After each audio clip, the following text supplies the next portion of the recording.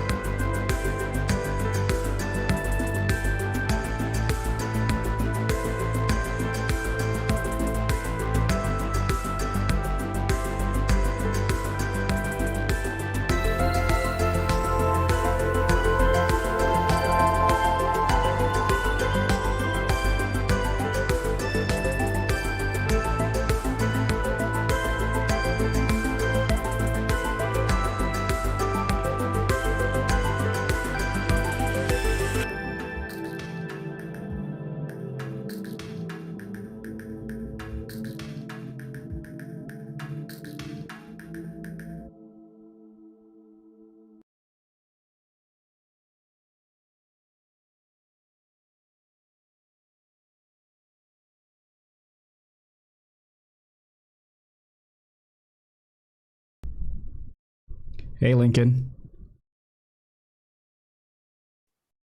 Hey, You are- I'm excited to see this guy. Can you hear Boy. me? Check, check. Yes. Check, Lincoln. You are live. You're live right now. No, How- I can't be. If I was live, I would be saying something much more interesting and entertaining now. But we are live. There's lots and lots of people watching you right now, and Oh, no. we got to go live now. Hi. Are you gonna say hi to everybody? What's going on, Lincoln?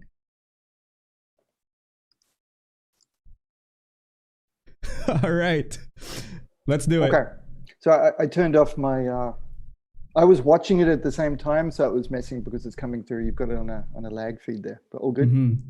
All But right. yeah, once I'm live, I will be much more entertaining. Even though this first 30 seconds is me saying that over and over. Fantastic. All right, let's go live. I think it's gonna be fun. Let's go. Okay. Sure. Hey, welcome guys to season 2, episode 12. We're going to be joined by Lincoln Wright shortly. I just want to say welcome everybody to the show. Oh man, 12 episodes in. Can you guys believe that? We have done so many things in such a short amount of time. Well, it feels like it anyways. But yeah, tonight we are going to have a really, really fun adventure talking with Lincoln Wright here, Paint on Plastic. But before we introduce him back to the show, we are going to be talking about past builders. If you guys don't mind, let's do a quick memory lane walkthrough on our past builders. So kicking off the season this year, or this season rather, we have David Liu, aka Choco Falcon, followed by Julio Aponte, episode 2, Flippin' Nubs, looking awesome there. Episode 3, we were joined by the amazing Tim Harkins, Child of Mecha, Don Serratos. Wow, he just launched a book, I think, so this guy is on the roll. If you hadn't had a chance to check it out, guys, pre-orders are available at USA Gundam Store. And our next one is Terry T, Gundam Yatham.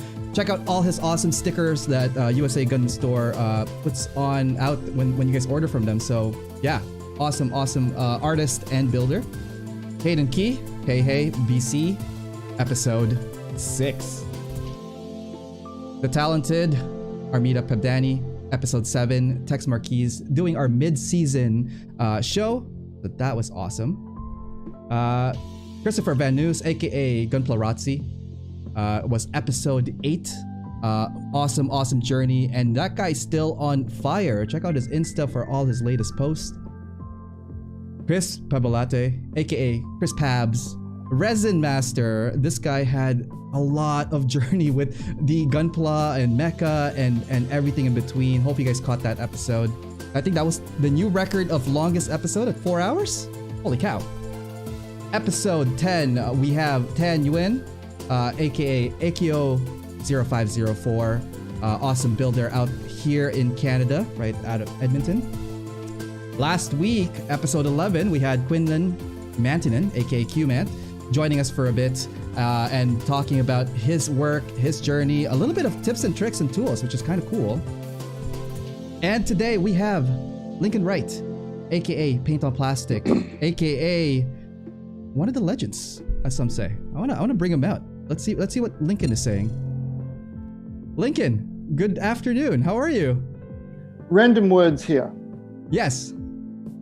Hey Ariel, thank you for inviting me on the show, and thank you for the nice introduction.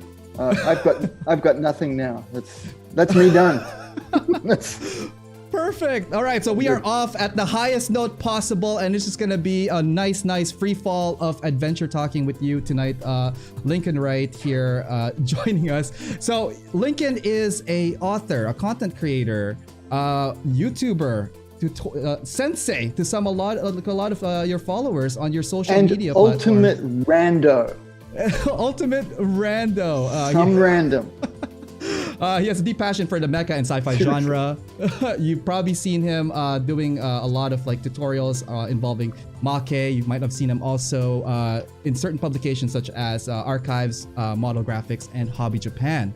Currently, you are residing in Sydney, Australia, but you grew up in Tokyo, correct? Yes. Yokohama, Nakanoku, Tokyo. Yes. Awesome. Lincoln first worked with Ko Yokoyama as a studio model artist, as well as a writer for the Machine and Krieger property for Hasegawa, Wave Corporation, Model Graphics for the Make and Make Profile series. And then later on, I believe Max Watanabe invited you to collaborate with the long-running series, the Make in SF3D, and that's with Hobby Japan, right? Yes, that's right. Awesome. Successful YouTube channel, content creator for 4+ years now with quite a number of following on all your social media. I don't know if that's followers. successful though. My YouTube channel it's really hard to do all of the things when you're just one person. Oh, tell me about it. So, I think I could relate with that one-man show operation. I think we were just chatting about that, kind of like, setting up, like the brand and taking off on your own, especially with the social media. And I think we will touch base on that a little bit later and kind of, maybe go over some of my notes, some of your notes, and let's compare where we're at on social media platform POV. Oh, That's gonna be... I can share a list of fail.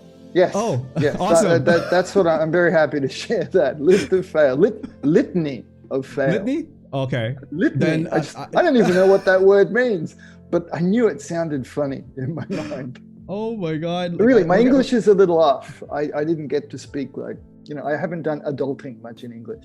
Oh, I don't think a lot has, which would be good because most of our guests are probably like within the same language sphere as we are. So this is going to be fantastic. Talking normally.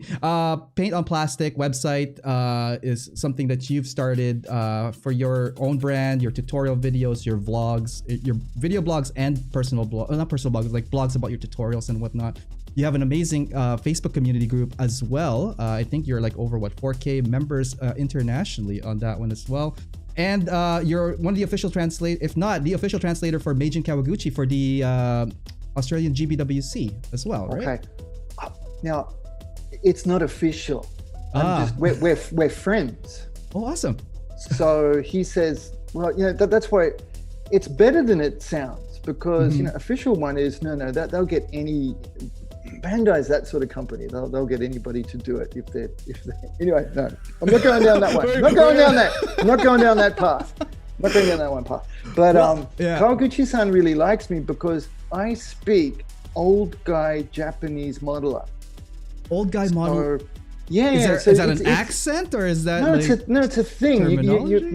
Because they're very, because the vocabulary required to talk about these complex ideas, because what we do is kind of deep. When you first come into it, the first couple of years, you hear a lot of stuff that you're like, what is that? Yeah. Reverse wash. What are some examples like candy colors? Just even kind of superficial things like that. Yeah. We don't know them at first. It's a whole new language. If you said candy colors to somebody who was just proficient in 2 languages but didn't really know about Gunpla or panel lining, any just basic stuff like that, right? They may not be able to explain it because they wouldn't actually know what it is. So, like when I've translated for Kawaguchi-san, he gets to bring his Japan level show. And awesome. He's never done that outside of Japan before. So that was the one that I thought was really cool. That just by being friends with the guy and happening to be here, I was able to do it's a world first, allowing Kawaguchi-san to really have his voice be heard. And awesome. That's special for an artist, isn't it? Artists, we want to be listened to, we want to be respected and liked for our work. So him actually being able to get it out into the outside world in English was a big deal for him. He was really happy about that. But it's not official. I just did that. That was a gift. I actually didn't even get paid. I just said, no, for real. I just said, I'm happy to do it for the community. I'll do it for the community. Awesome. We're going to be talking a lot more about the history on that. And I think we're going to have a really cool journey. Before we go knee deep into this, I just want to say hi to everybody that's tuning in. From YouTube, it's blowing up right now. We have Sanami, we have Chris Cooley, we have Neon Wave, we have Nicholas Tejada Sanchez, who I totally forgot. I think you spoke with him a long time ago. So he mentioned you in passing. I'm like, wait a minute. And then he goes, wait, you're having Lincoln on your show? And I'm like, yeah. Did you know how? And he said, get rid of him. Yeah. Cancel. Not right off the bat, but he did say, oh, you're in for a treat. And I think I'm going to quote him on that one. So I am already, even before the show, was this is going to be a deep rabbit hole that we're going to get into. And I'm still free falling. So this is awesome. Thank you again, Lincoln. We have Captain Nate, we have Tom L, we have Greg, we have Dave B, Gundam in the window. Let's see here, Lorenzo. I'm just going through the list. I know, right? Haven Torres is here. Paint on Plastic. Oh my God, by Lincoln Wright is here. I don't know. Can we keep them? Should we keep Paint on Plastic on the chat? Yeah, I really want to talk to this person. I hear people say I both keep good hearing and bad his name. things. So both of them are alluring to me. I want to know more. Oh, we're gonna definitely dive into the investigatory questions, the hard-hitting questions momentarily. We also have Ben Voigt. That's great. I love talking about myself for hours and hours. It's so interesting for me because it's all new. Is it always new? Is it always new? Do you find that like every kind of conversation is like? Okay, now this is meant to be funny and amusing, but I say I really don't like talking about myself much because I already know it. You know, it's right. It's others to know it now. I guess I want to share stuff with the community, of course, but just rambling about yourself. It's fun the first couple of times, but then after that, it feels a bit. All right, well, let's see how left field some of our questions are going to be. Just some honesty there, some transparency. Absolutely. All right, so Gunplarazzi, again, big fan of yours. He messaged me earlier on saying, hey, have an awesome time on the show. He is a big fan of your tutorials because I think he learned hand painting through some of your videos. A lot of people here, I think, have gone through your tutorial. I myself actually was looking at the Tau Empire one because I just recently got one and I was like, I'm sorry the old tutorials are so bad because... No, seriously, when I first started making videos, the whole fear factor was on the actual video production because I had just no clue, zero clue. Right, and so, I mean, they're finally getting better now. Now that they get no views is when I think the content's actually pretty good. But those initial ones that were not good, people see that first and they must think that's what I'm about. But that's just an algorithm thing. But I'll have some new better versions of that coming this year. Awesome. And we're looking forward to hearing some of your up and coming. We also have Chris Pabs here. Lincoln, I humbly your request you break my interview time record. Oh yeah, so Chris Pabs has a 4-hour time record. No. I don't know if we I don't know. I think we're about ready. I think I'm in the last 10 minutes now. I'm almost done. And we have Nate Key standing by on our next guest here on season 2 finale. No, I think it's gonna be I'm pretty sure it's gonna be quite an interesting journey. We have a couple of talking points here. Let's switch over to Twitch because we're simulcasting right now to 2 platforms, YouTube Live and on Twitch. Over here we have Randy, we have Robot Kyle. Kyle, how's it going? We have Chandra out in the West Coast. I think this is the first time I've been on Twitch then. Oh, awesome. Hello, the Twitch. There you go. The next platform Random Boomer says hi. Is this the next platform you're going to think of conquering, Lincoln? Is this something around the horizon? Sorry guys. I'm so maxed out that I've done it all wrong. I'm so sorry. Oh, okay. Well, let's round up the rest of the welcome here. We have Zillion Book and Louise. Hang on, I'm gonna try to say it. I think he's saying this in Spanish. I'm not doing the shout out too, guys. I actually can't see the feed. I tried bringing up both windows, but there's a big lag. Yeah, there is a lag between the two, so I'll try to route a little bit. Sorry about that. I think he's doing that in case I start using words like this. We do have censor and so on. I'm just gonna censor everything. Okay, so I can't see you. Sorry. Otherwise, I would read your names too and say hello because I'm all about the community. Absolutely, and the community is where it's at. Can we say community each time? Community. We have to say for the community. For the community. Oh my God. I don't even know what that means, but I thought that would be something that we could do that might become a joke or make the viewers leave. It's going to be one of them. Season 2 finale is pretty much all hands off whatever red tape we're going to do. So if we do need to seal something shut in a metal case, drop it off the closest river, that is what we're going to do. So Lincoln, why don't we start with some... in Las Vegas? What happened? Well, not yet. Maybe later on this week. I'll give you a shout on that one. So you mentioned earlier on, we should talk about a little bit of early days. I know it's a little bit of a beat and stick, but for people who might not know about your background. Old, so the early days were a long time ago. So I have to change my voice too. I remember back when. Oh my God. What dynasty was that? Like, who was the ruling nation at that time? I didn't have as a kid in Japan, I didn't have like mobile phones and stuff. So, and I don't know, and it's really cool because I got to see the tail end of the Showa era in Japan. So, but anyway, this is not going to be interesting for people. But well, I was going to ask, like, what is it like living in Japan when you were growing up? Well, back then it was really different. So you, like, for example, if you lived in a cheap apartment, you didn't have a bath or a shower. You went down to the local bath house. They still had that system. And that's a community. Yeah. Community. Bathtub. And they call it a sento. So you go down there and with your little towel and you put that in front of your valuables. And you get to be the one foreigner in there, and everybody needs to have a look.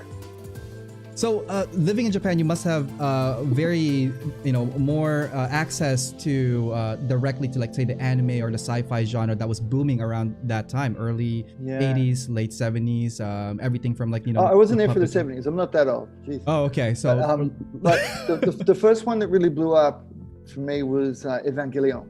Ah, okay. Check out the pronunciation. Evangelion for the community. So you watched all the anime series, I guess, with no English dub or any type of subtitles when you were. Yeah, I didn't know English there. dub was the thing until. That's why many of them actually I think are better in English because gosh, I got to watch how I say this, but they're marketed towards a slightly more grown-up audience with the English dub. Okay. The Japanese, the original dubs for some of them, especially for the Gundam shows. It's very much targeted towards a juvenile market because that's how it's.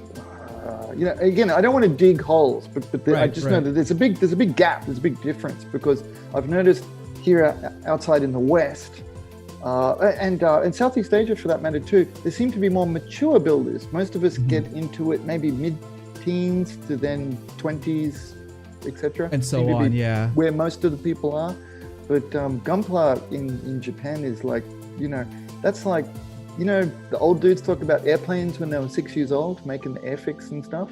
Right, yeah. That's what happens in Japan. You start making Gunpla when you're like 6 or 7. Holy cow. So we're very much in the infant stages if that's the case for most of us or later. Yeah, it's really here, different. Right? It's really different outside. That's been really interesting for me to learn. It's been difficult too because it's just so different. To learn a different perspective. Good though. So when you were in Japan, you were there obviously for living and also for working with the Japanese companies. Like what was that experience? Just as an interesting aside, I've always been where I've been living. That's a thing. Which is bro, I had to catch you on that one. Of course you're living where you are. but yeah, so I was living in Japan before I got involved. I was just a hobbyist. And then also working in other businesses before being involved with the hobby industry. Yes. Right on. Serious answer. There we go. For serious, I love it. One of the dates I circled here, and which was kind of interesting. Summer One Fest at Tokyo, 2008. Yeah. That was an interesting. That was a big story. And when I was reading your profile and getting obviously get to know you a little bit more before the show, can you tell us a little bit about what happened? Creeping. A little bit, yeah. And I'm freaking amazing at it. Like, did you see how thorough my research was on you? Hey, and you asked me for all that stuff, and I was going to say, dude, it's all there. Get to work. It's your show. Start chopping wood for that fireplace. That's right. Yeah, but good. But I understand it's smart too, because if somebody gives you all of that, hey, you don't have to do it. Exactly. Absolutely. So let's talk about that one. 2008 One Fest. You went to this convention. You walked around, but it was, I think, after the show that something was interesting happened to you. Yeah, well, it's that litany of fail life that I will hark back to multiple times. I just do everything wrong, at least the first 20 times, So Wonderfest is it's not Kotobukiya, but gosh, who are those other guys? The brand will come back to me in a sec. It also starts with K.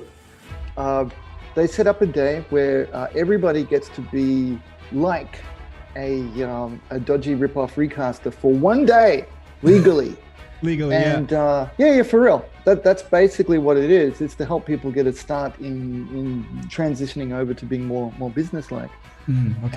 So they apply for a license, and you can make all kinds of stuff, but you're only supposed to be selling it that one day. Back then, Maschinenkrieger I understand how that's the Marque, MAK, the various names that it has. That was the only place that was really easily available, readily available, or so I thought. Because that's why I just say that. I understand from my friends who have trouble buying it now. But here's the funny thing about that is it's never been easier to buy the stuff. So right. Even so, imagine that. It's now still this difficult, but back then it was nigh impossible. They sell a bunch of the interesting resin versions that were not available from retail at One Fest. So right. I went along there just to meet up with people, network, learn more, and it's just a fun day. I thought it would be cool, right? But I did it all wrong. You're supposed to go there and line up for like 3 or 4 hours in the dark to get in. Oh my God. And then dash through the door, and you're supposed to have your like your Walmart Black Friday sale mind map decided. So you got to run there, trample as many people as you can. You get bonus points for it, especially if they've got very large backpacks.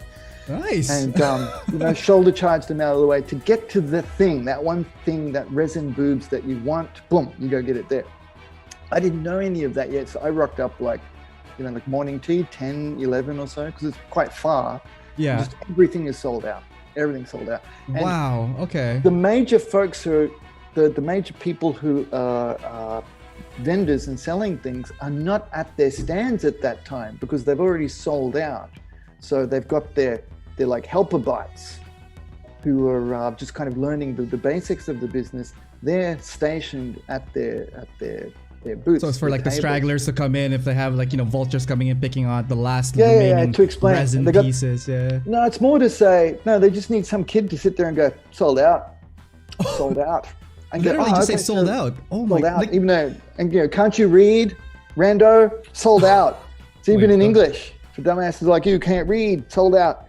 And to also answer the question, so if you go to Rainbow Egg, is Kato-san around? Don't know. So they kind of they vet people too. So no one knew me, I didn't know them. So it's like a screening kind of process as well. Wow. Japan. And did you even walk out with any kid at all after that? No, nothing. Wow. Actually, I did buy one. Interestingly, so I met Paulo Parente, and he's the gentleman behind the Dust property. Dust was really new. I'm going to send him a message now and say, expect a message out of the blue from this guy called Ariel. How did you know?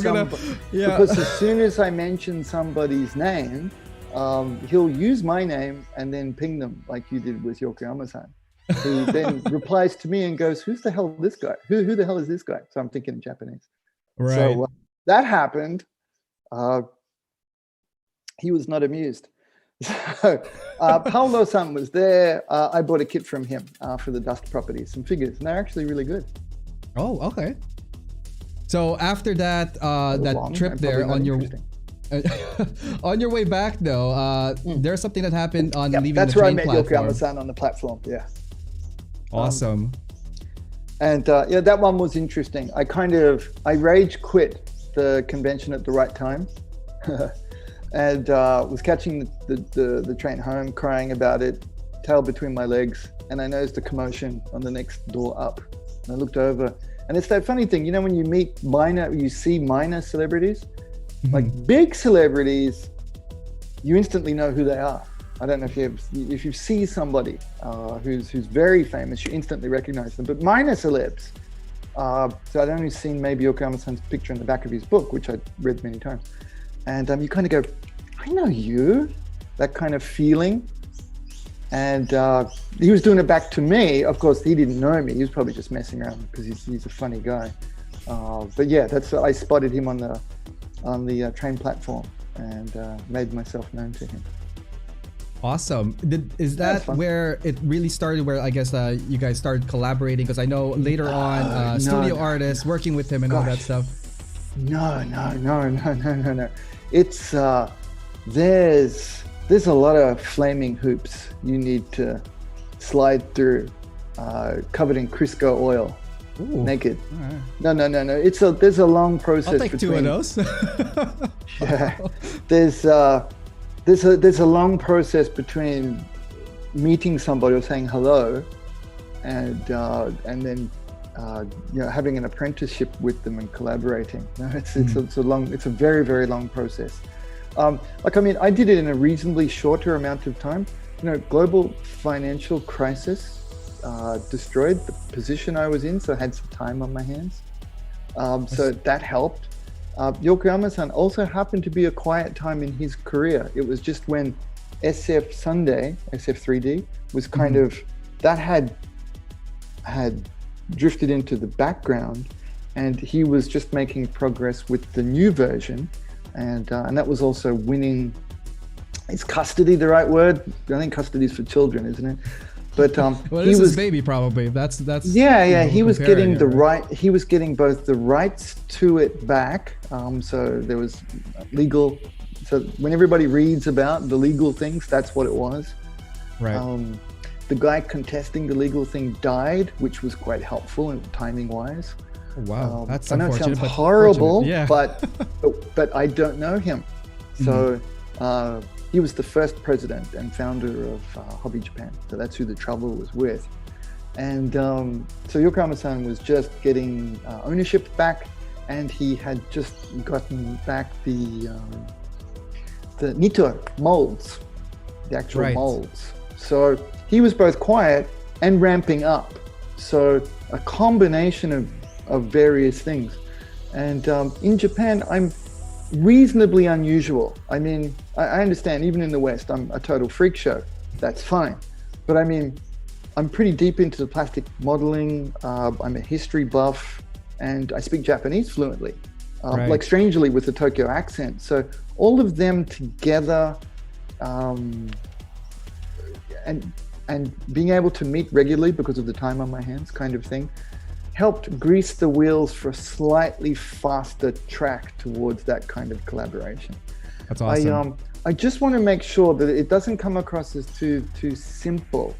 I think I've kind of glazed over that in the past, but no, it's quite a process, and people like this are very careful. Like, for example, you cold mailed him, right? And you've not received a response. So I'm not being mean, I'm just saying this by way of example. Right. So he gets that all the time. And then he checks back with somebody like me. He goes, so this guy mentioned you, do you know him? I said, well, kind of. He sent me like a list of stuff like this to do to go on the show. And so it's quite a process. And I think it's something like, as these folks get higher up on the food chain, or the food chain's maybe not the best way to say it, but the level of accomplishment in their career, accomplishment in their career, they need to protect themselves more, because you have people coming after you like you've got bacon in your pockets. So that's why especially people like Yokoyama-san, Max Watanabe. So Max Watanabe, I ingratiated myself with him super well because I had no clue who he was. And he thought that was hilarious because he is legendary. But because it was Gunpla side, I didn't know. But that's a whole different story. Whole different story. I'm starting to see a parallel on my path here to you on some of these stories. It's very difficult to be in touch with these people. It's like Kawaguchi-san, because he gets people like looking like me coming up to him all through the year, right? Yeah. So he has like a very well-developed force field up, because he's very open and caring and giving, but you just don't know what you're going to get, right? But then speaking like I do, that helped, because he was like, and then when I mentioned where I worked, etc., he went, oh, you're that guy, I've heard of you. For good and for bad, I guess. But you never just followed up, and you're just kind of happy, like, hey, you heard of me. I'm good with that one. Well, in the little Mecha hobby world, there's just this one Gaijin-san, which it means foreigner, but when they say Gaijin-san, it tends to mean someone with my unfortunate complexion. So there's just me. So it narrows the field for them. That's why many of them, they won't even know my name. They'll just go, oh yeah, the Gaijin-san that is always around Max and Yokoyama-san. Yeah, I'm okay. I don't feel bad. Awesome. I don't feel racially profiled. Not at all. I do want to touch base on your studio, or being a studio artist and working with Right. Cow. I know you've mentioned that you went through some hurdles. So after that, I'm gonna ask. Like, so is it pronounced? Any Machine questions? Trigger, Okay. Yeah, is it MAK or is it Okay, MAK? okay. That I was think asked isn't- earlier on. Yeah, wasn't I think Kevin David. Hey Kevin, hope you're watching. Hey, Kevin. Or sleeping. Yeah. Both are good options. I think because I wanted to show how would you describe it? Okay, it was question number 4. Is Right. Yep. Marquet the proper pronunciation? Okay, number 1, there's no proper pronunciation because it's made up toy plastic robots and suits and stuff. So number 1, no problem. In Japan, to denote the new version, those guys will call it machinen. Oh, Just machinen. just Yeah, Machinen. yeah, yeah. No Krieger. Just No Machinen. cut. Okay. Nope. Okay. No, the Krieger gets dropped. It's just machinen. And I just want to actually bring it out, like, guys, But this all is good. what one of the kits look like. So all you Gunpla modelers, different box, really cool art, by the way, by Cow here. And I was asking you about like how he did this, because like I thought it was all traditional and all that stuff. Amazing digital art on this one for the Ammonites. It's a really huge kit. It also comes with 2 kits for this particular one. So if you guys are looking for some, check out, I guess your local hobby store. The one I currently have is from the Hasegawa line, but there's 2 lines for this one, Hasegawa and Wave. Am I correct on that one? Sure. There's a few, but Hasegawa is the easiest one to get because they have international distributorship. So if your local hobby shop sells any Hasegawa products, they can get the full Machine & Krieger line in for you. Oh, awesome. Easy. There you go. But you remember, if your LHS doesn't have somebody asking, they may not order it because that's kind of that catch-22 that they'll mention to me often. They'll go, but nobody asks for it.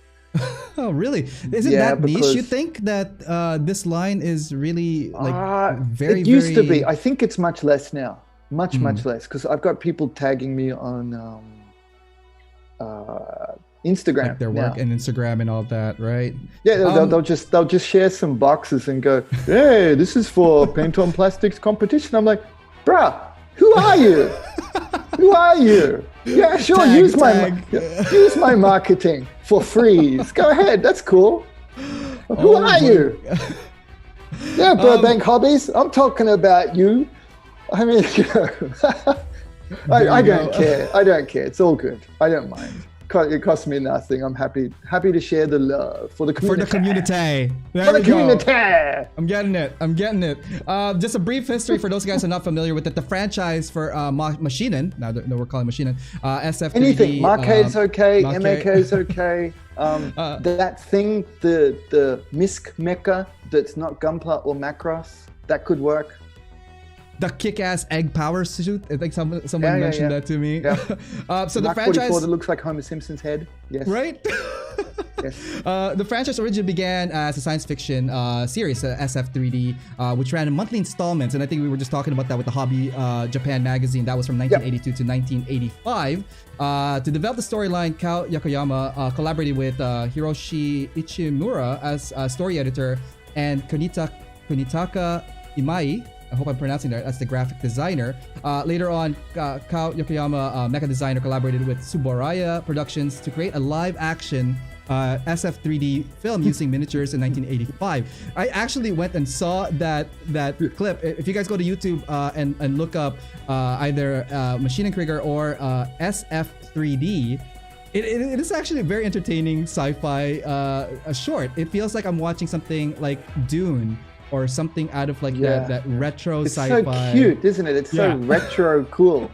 Yeah. And it was an ordeal for them to make that. It's before my time, because clearly at that time I was advising Ridley Scott on Blade Runner. Oh, so, awesome. Okay, so there's George, a little bit of it's just it's one of the gags I get because coming out of nowhere and suddenly being in English, I've had a lot of people.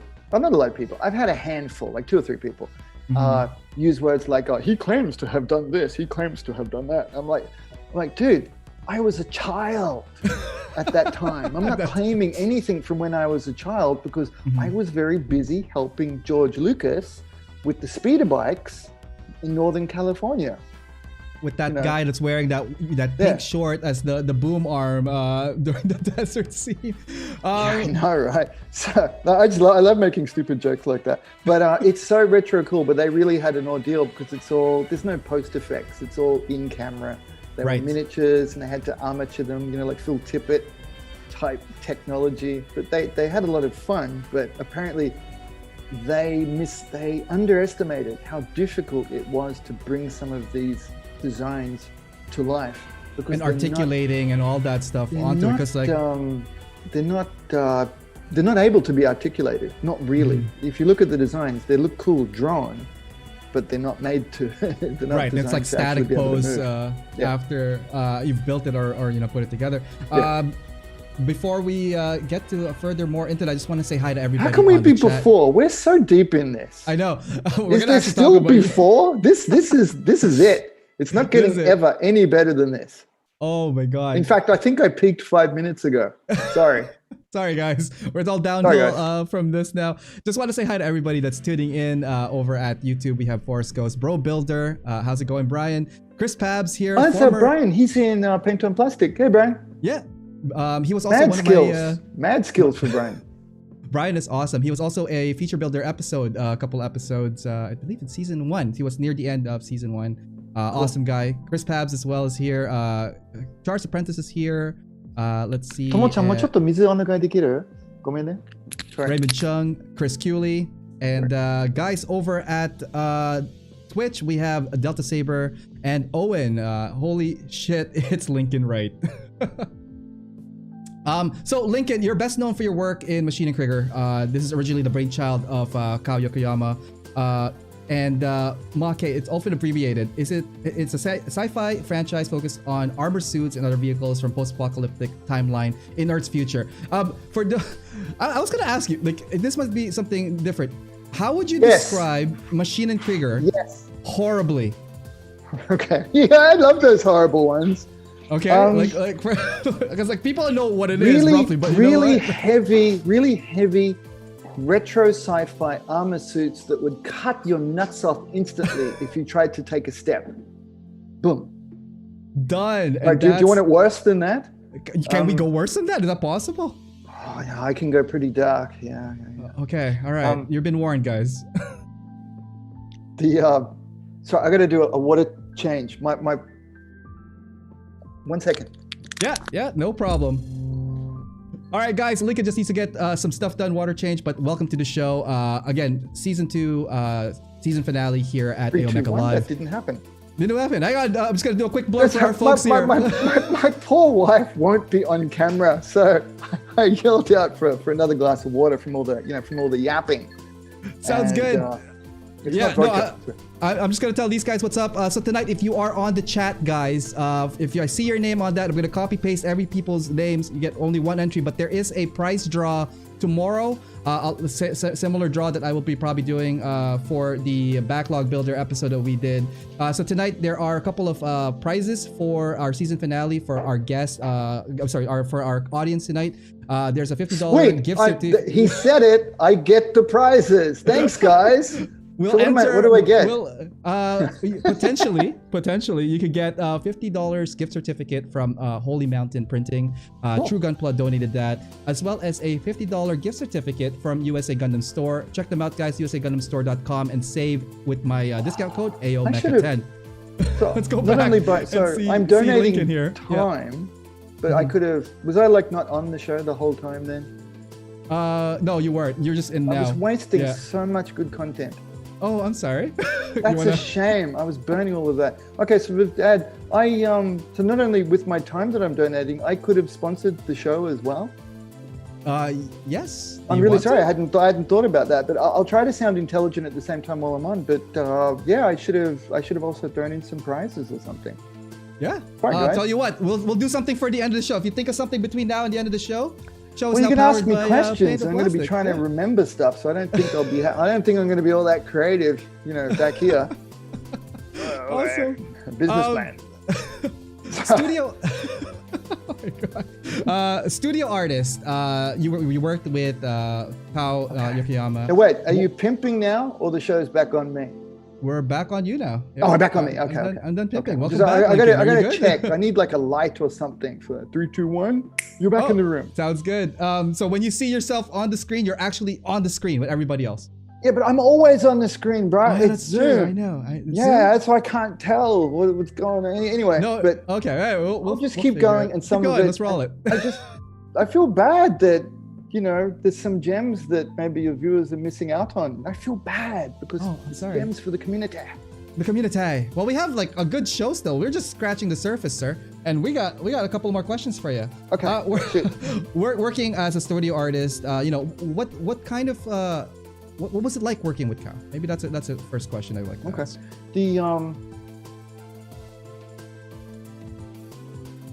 So it's not hobby, right? It is different when you work on the other side. Oops, wrong one.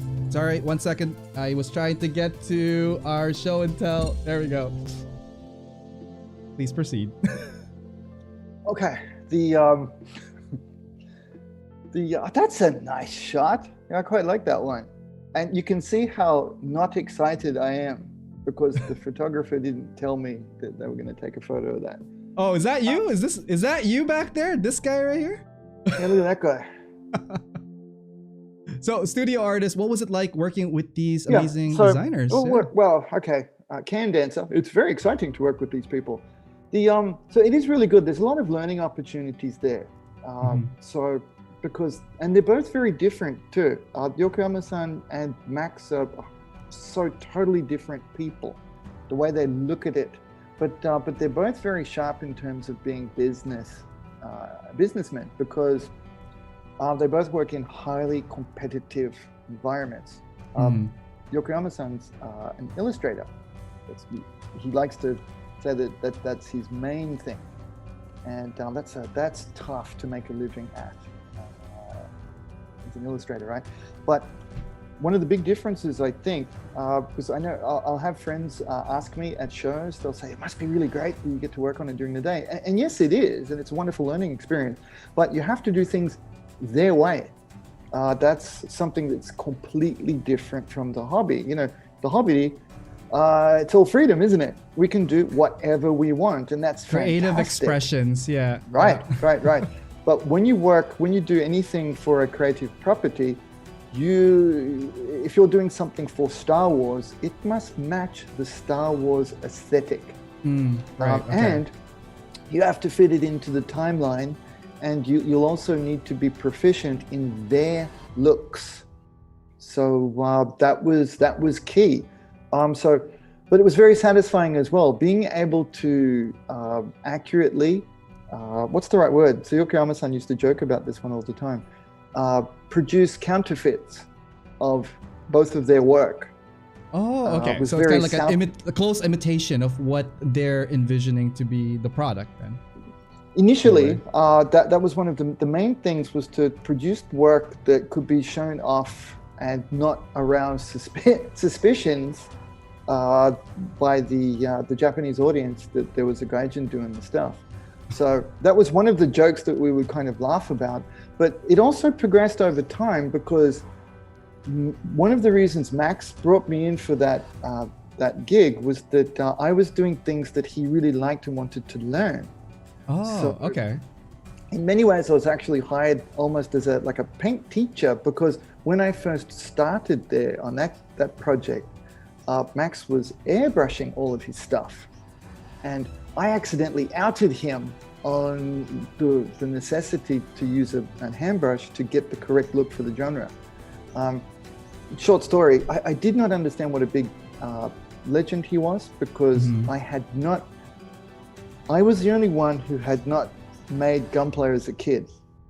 So that was actually a big thing for them. I was not coming in as a Gunpla artist, because everyone else in Japan, just by default, is highly indoctrinated Mecha. in Gundam. Yes. Okay. Yes. Okay. Because they've all got years and years of it, and by the time they've built up enough skills to be useful for a place like that, it's hard to shake off the Gunpla look. You don't the have very to. aesthetic of Gundam, very angular. Okay. If you're the hero, Well- or like, or are you talking about like the lore of For example, no, it's got nothing to do with lore. Okay. I instantly, even when I write it, I instantly forget what I've written. But for example, so it's my good friend Naoki-san. I'm sure many of your viewers will be more aware of him. Aware of him, Naoki-san does wonderful work. He's got a really good look, but his Machine and Krieger stuff doesn't look right. He can't cross over.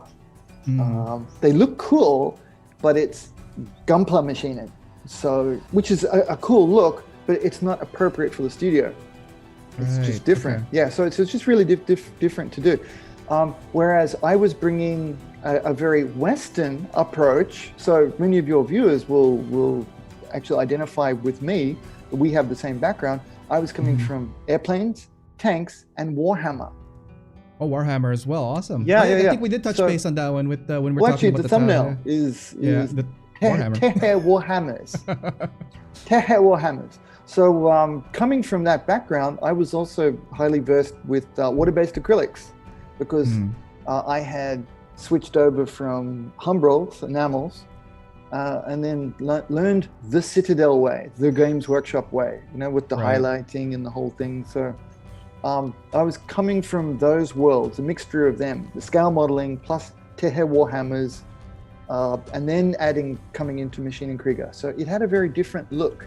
So this level of artist, they can instantly see that, and they wanted to learn more about it. Yokoyama-san's not that interested in it because he's got his look and like kind of like his own take on it. Like what do you think is like the most unique that Kao would do that no other artist that has worked on his property has even come close to doing? No, I can totally do his look. Okay. That's why that's why he chose me.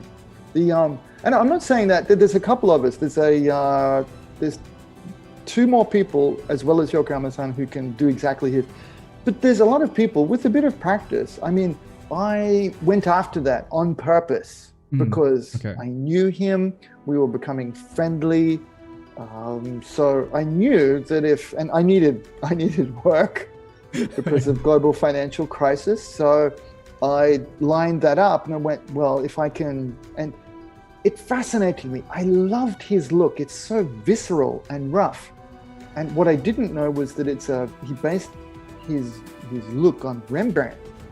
So he was trying to produce a finish with the least brushstrokes as possible so that it would still read good, correct, but be fast and relatively simple to do because he's doing it for his work. So now the 2D painting though, I can't do what he does.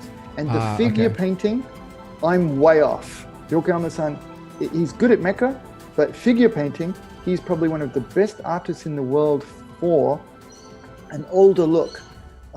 Just to reference that, so you've got the modern look, which is done with water-based acrylics, and it's done for a caricature kind of a bright lighting effect, lit from above.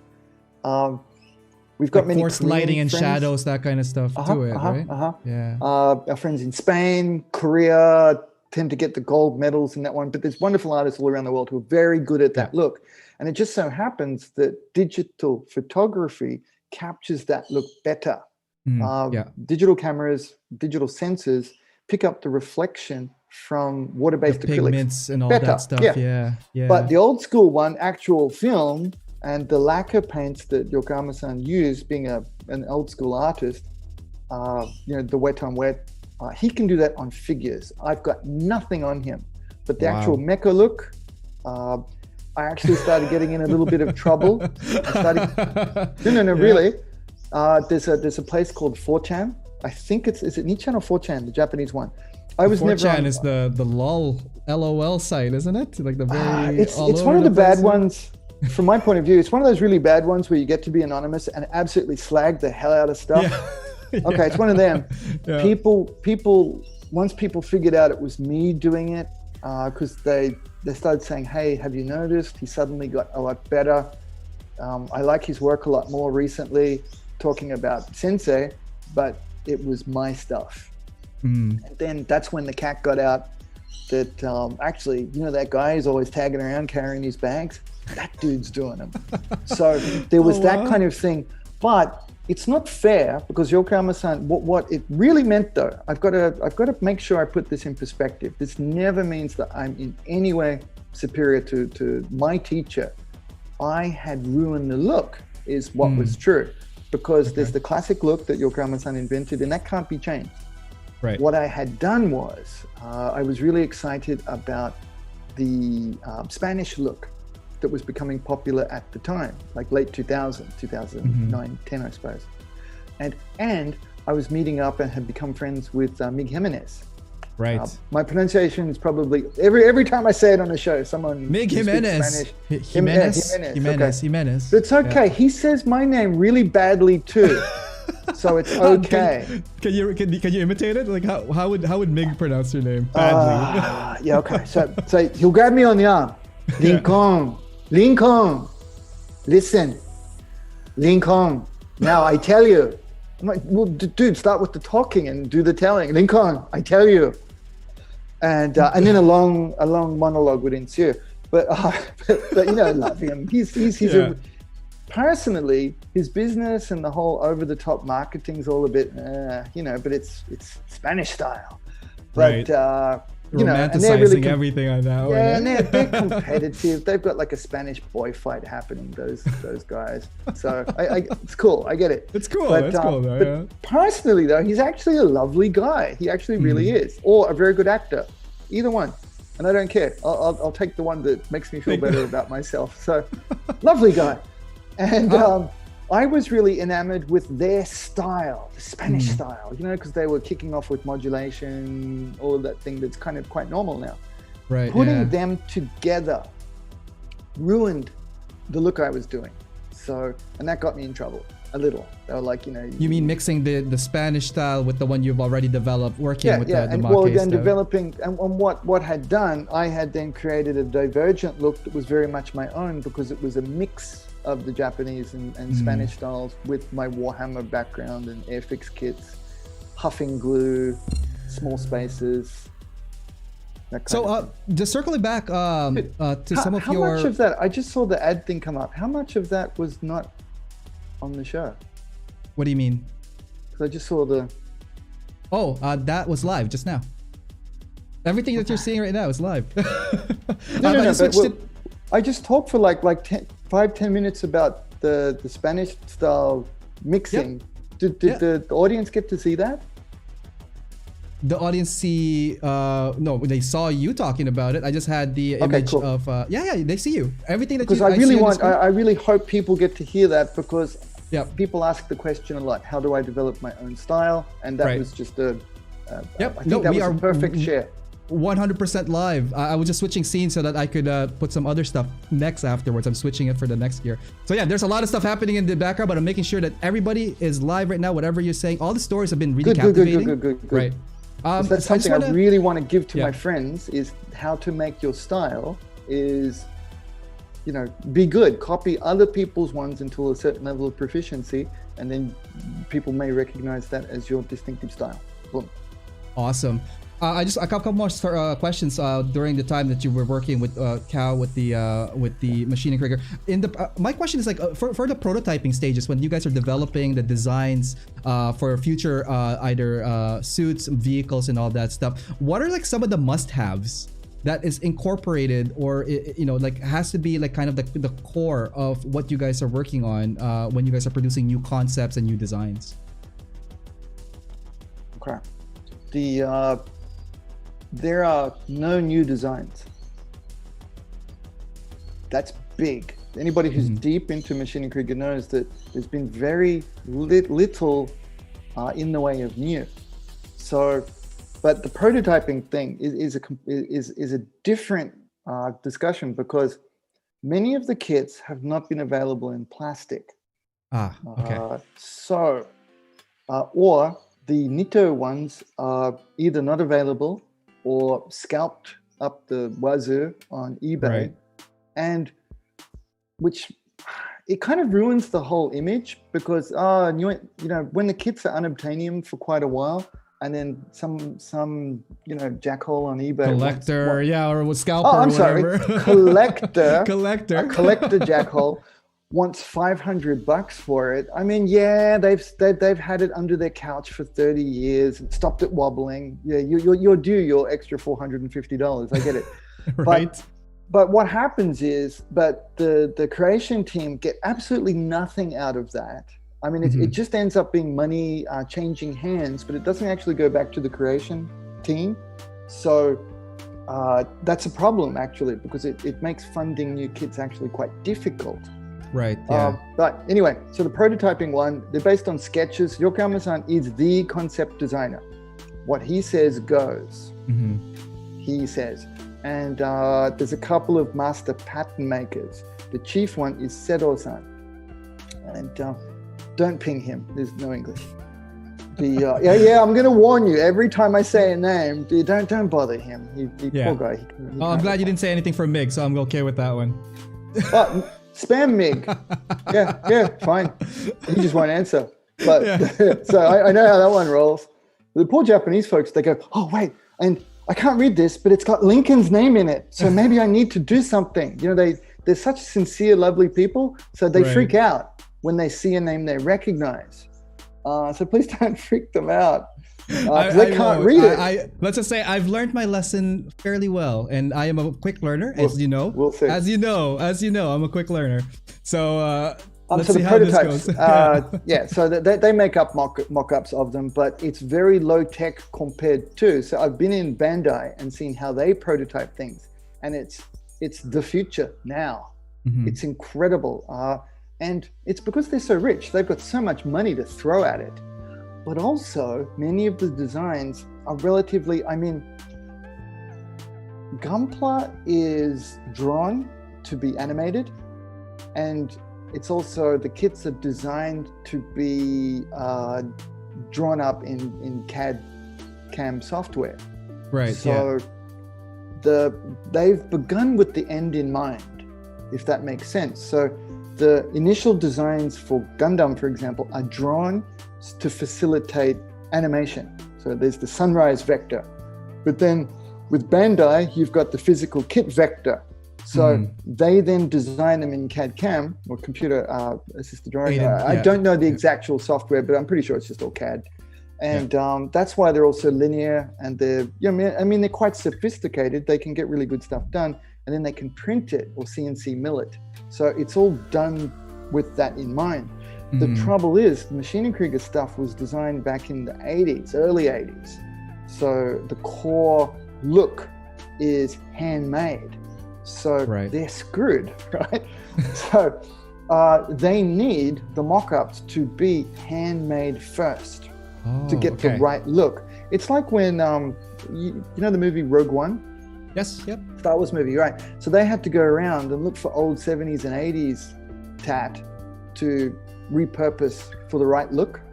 Right, because it's a prequel and they need to capture whatever was original. It needs to look like it was trilogy. Made back in the... Yeah, exactly. So this is a really difficult process for them, and it's why the kits come out maybe a little slower.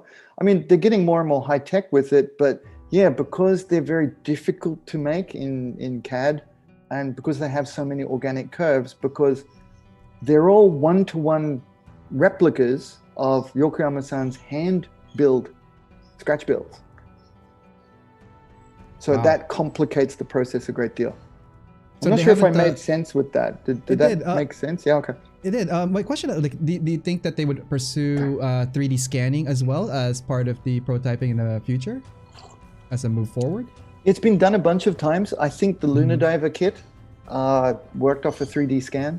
And if any of you happen to have a Hexamodel kit in your stash, that guy and his team came over. They're based in Korea. They came over and 3D scanned a bunch of stuff and then stopped making them. Wow. So yeah. So that was... That's crazy. That happened. Yeah. There's a couple of questions left for that portion. When working with for the Maschinenkrieger with Cow and all that stuff, can you describe what type of day-to-day task you are involved with? As you mentioned already, doing some painting and doing some miniature work. Yeah, it's one of those gigs. So at any one time, I was working with 3 or 4 companies and pimped out from the studio. So there's a lot of hurry up and wait because nothing's available. And here, paint these 3 things by tomorrow morning. Oh my God. So it's not like a steady 9 to 5 thing. You need to be able to adapt and change and produce quickly with like no notice. So wow. The one thing we did have that was regular though was I'm pretty sure it was on Tuesdays. Tuesdays was meetup because often we'd be working from home just because their space is limited, and inside Hobby Japan there's shit everywhere. Like literally, because they've always got people coming in dropping off their builds for photography. Right, yeah. There's a lag between them, and they don't stick around, or they're mailing them in. So there was literally all of the walls. If you had a couple of photos from inside Hobby Japan, there's just crap everywhere lined up the walls, right? Nowhere to sit, nowhere to put your stuff. And wow, that's how when you packed ask it them, was. you know, hey, you're gonna get rid of some of this stuff? Oh yeah, we asked them, but they haven't come in and picked it up yet. Because you know what's happening. That person's home is also lined probably with like, boxes and boxes and boxes. They don't want to come and pick it up. They're like, dude, that's done. That's out. That's yours now. Keep it. So, it's my gift to you. Yeah. So Tuesdays, most of those photos, they're the Tuesday where we'd all be crammed around some little desk. And then Honma-san, the main, don't message him either. I'm gonna say it every time because you need to learn. Please don't ping these poor people. You'd be like, what? Honma-san is the main photographer since I know he was doing like the 1980s shoot. He did SF Sunday, SF3D. SF3D, okay. And that's SF Sunday is how they said it. It's the thing. And the Mecha and SF3D. He was the same photographer, shot both. It's just incredible, isn't it? That continuity. He'd be yelling out in the background, hey, Sugi! And he's like, yep, next one up. And then we walked through the Gunpla section. This was the funny part. I was still not making Gunpla yet, but we'd walk through when they were doing the new shoots for Gunpla. And I'd stop and look and talk with the guys until they told me to piss off because they're busy. and Max Watanabe would lecture me, you know, Link, for once this is finished, you really need to start getting Gunpla next. You gotta get on that. I was like, well, but did you? Okay, before we get to the next couple of, you also worked in the publication side of things. You did some of the what was it? The magazines for Hobby Japan, Model Graphics. Yeah. You did the archives, the FOC series for the market. How did you get tied up to that side? And the Weathering magazine with the Spanish. I did. I think the first 1 or 2 years with those guys and some others. So there's 2. Like, remember I mentioned before that I was pimped out to various companies. So even though they're competitors, because we're a finite resource, I thought I'd put in some images of like anything that's publication. The best thing was how every single photo in that particular one, I've got the same expression. It's like, you know, deer in headlights. Because, is it this guy right here? This guy? Well, you know, I'm not used to being in front of a camera or talking, so. But that one was just even being photographed. I'm kind of okay. I guess we'll all. And it was embarrassing because all of these guys are the bloke with the cap on my right. So he's the other guy. That's Ihara-san. Don't message him. Who that's Ihara-san. He was the other guy who can do a perfect Yokoyama-san counterfeit, we call it. And it's Kato-san next to him. And the guy he's huge, the guy in the background, who I always meet in person and I can't remember his name every single time, even though and he's huge. And he comes up and he's, hey, Lincoln, how's everything going? Yeah, I rode my motorcycle around Australia for 1 year because I love Mad Max. And then I can't remember his name. It'll come to you, I'm sure. No, every time. I can't remember it. But then someone tells me and then I remember it and I can't keep it. But yeah, that's my stupid look. You should have used that one for the thumbnail. Oh, we have a whole bunch of stupid look of you the next couple of photos. So don't worry. This is my refined. This is a better look because I just had a big hamburger. Oh, there we go. So if they feed so you, you're good. Look how skinny I am. So I had just finished a diet because I was getting a bit heavy, right? There's some photos in Hobby Japan where, man, I'm just fat. Am I allowed to shame myself? I know body shaming is a bad thing, but I was because I was perma bulking. I was lifting, so it's all right to eat a lot, right? Right, yeah. Bulking up and all that. Yeah. Right. So, so I dieted down. I got abs. I got really lean, and then I had the break the diet big hamburger in Aoyama, and that's why I'm so high on hamburger and milkshake. And that's where you get the nice photo of you, a nice profile up right there. And now some people will never let it go. There's this one dude. Who's, hey, Mr. Two Thumbs. I'm like, yeah, I did that photo once. It's, I'm not walking around doing this. I swear. I really regret that choice of photo now. But at the time, the editor, Link, I need a photo, bro. Hurry. What have you got? And it's whatever's on your phone, right? You go, my wife was laughing at me and took this photo. Here you go. Nice. So circling back on publications and work on publications, like was that a natural shift, or did you purposely go on and, hey, I want this? Money, need food. Okay. And our daughter was born right when the GFC slammed Japan and I was out of work. It was like, I think about 11 months after my daughter was born. Mm-hmm. So yeah, but it was really good because I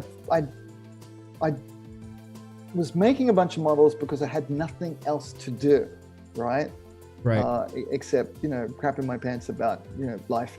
So and then the invitations started coming in. So those ones were for they're nice, right? Yeah, I like them. This one, Ichimura-san, who you mentioned before, he was the writer for Machining Krieger. He walked past with me and he goes, man, I like this guy's work. And then I looked at him. I looked at him, right? I looked at him because I thought maybe he was making fun, right? Yeah. And then Yokoyama-san was on the other side of him. He goes, yeah, that's all Link's junk. And then they cracked up and kept walking. That was it. That was the laugh.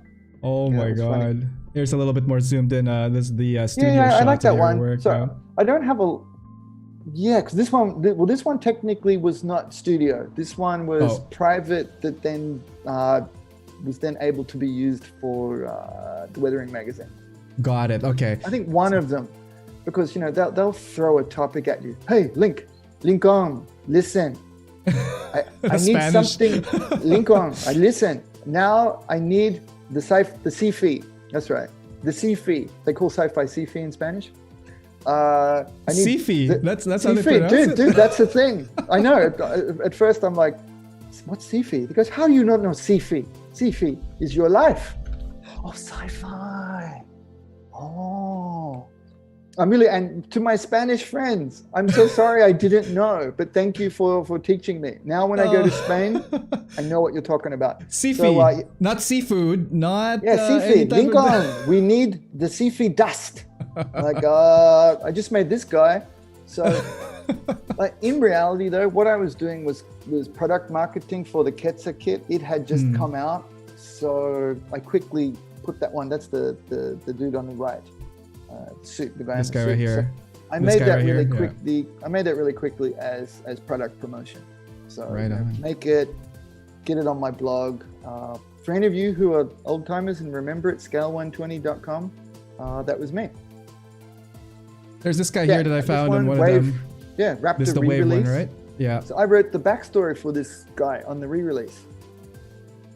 So that was cool. And then because I'd made up the kit, that was Sifi mud effects. Mud effects for Sifi. Oh wow. Sifi mud effects.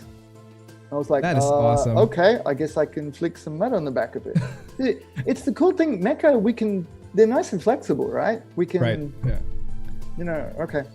I maybe went a bit too hard. I remember someone beating me down about it and saying he looked like he'd had too spicy Vindaloo. And he's kind of like yeah, I'm like, crapped dude, all over the floor there. dude, they wanted Sifi mud, so I gave them mud. They said Sifi, not feces. You know that, right? Yeah, Like, yeah. I always want to write back what they paid. Oh, okay. Well, yeah. And I needed the money. I got a kid. So Did now you? this one, so much nostalgia. This is I think Machine and Krieger kit number 2 for me. Wow. Yeah. So what was that like? This Do you is the remember one- what was happening when you were working on this project? Well, I was pretty high on fumes, so you know the memory is a little different. So I really love. There's a famous poster that an artwork that Yokoyama Sensei had produced, and it's pretty much this look. And I wanted to try to reproduce that, plus with the lighting effects and make it look like it was on the moon. Just some different ideas there, and it was the second time I wanted to learn how to hand brush their way, that Japanese hand brushed way with the lacquer paints. So yeah, I remember I had no clue. Again, a litany of mistakes led to that finish. It just happened to turn out reasonably well. So I think the poster, it's based on that view. On this one right here, right? And this is the one I took to that dinner with, and I met Yokoyama-san after the train station thing, and he loved it. He goes, "Wow, you looked at the artwork very." Now he could see that I had a good eye for noticing small things and attention to detail. So I had replicated the artwork very well. But what he really liked was the outline around the camo. And he asked me why. He goes, "Why? Why did you do that?" And I remember saying, it felt samishi. Uncle Link's Japanese lesson, point 1. There we samishi. Samishi means sad and lonely. It's probably the best English pronunciation of it. So somehow, but we can use it, right? When you look at a model you're working on, you look at a finish and you go, it needs something. Right. But sadly, I think we don't have as good English expressions to kind of explain that feeling. But Samishi does it perfectly, because you can kind of feel that it's somehow a bit lonely with this. It needs something to complement it. Might be a good way to say it. So like a partner. When I added that in, it felt more complete to me. And he said, "That's genius, because what that's called is a maha line." I was like, huh? Say what? Because that's a maha line. So sometimes our eye and our brain requires a stepping stone to go between the two colors. And what you've added there, albeit not very well, is a maha line. I was like, cool, okay. So, he was teaching me from the beginning, and then very quickly, and here's a lesson for all of you. Okay, kids, Uncle Link's lesson number 2. So Samishi was the first one. This one is, when people give you advice, take it. If you like their work and you want to be on their good side, do what they ask, do what they advise you to do. Nice. Too many folks. Now, as I kind of climbed a little ladder there, often at the parties, Yokoyama-san would ask me to sit with him. Like, wow, this is going to get me lots of friends. Not. Because there's people who've been killing themselves for 30 years to get to sit next to him. And he's some new gaijin, but I can talk, and I'm somewhat entertaining, at least in Japanese. So he said, "Come sit with me. Help me get through this." I'm like, "Okay, only if we do shots." And, there we go. That usually solves the problem, right? right. So, and then the fans would come along. Well, he was doing it for my benefit and education, because the fans would come along and he would point out things.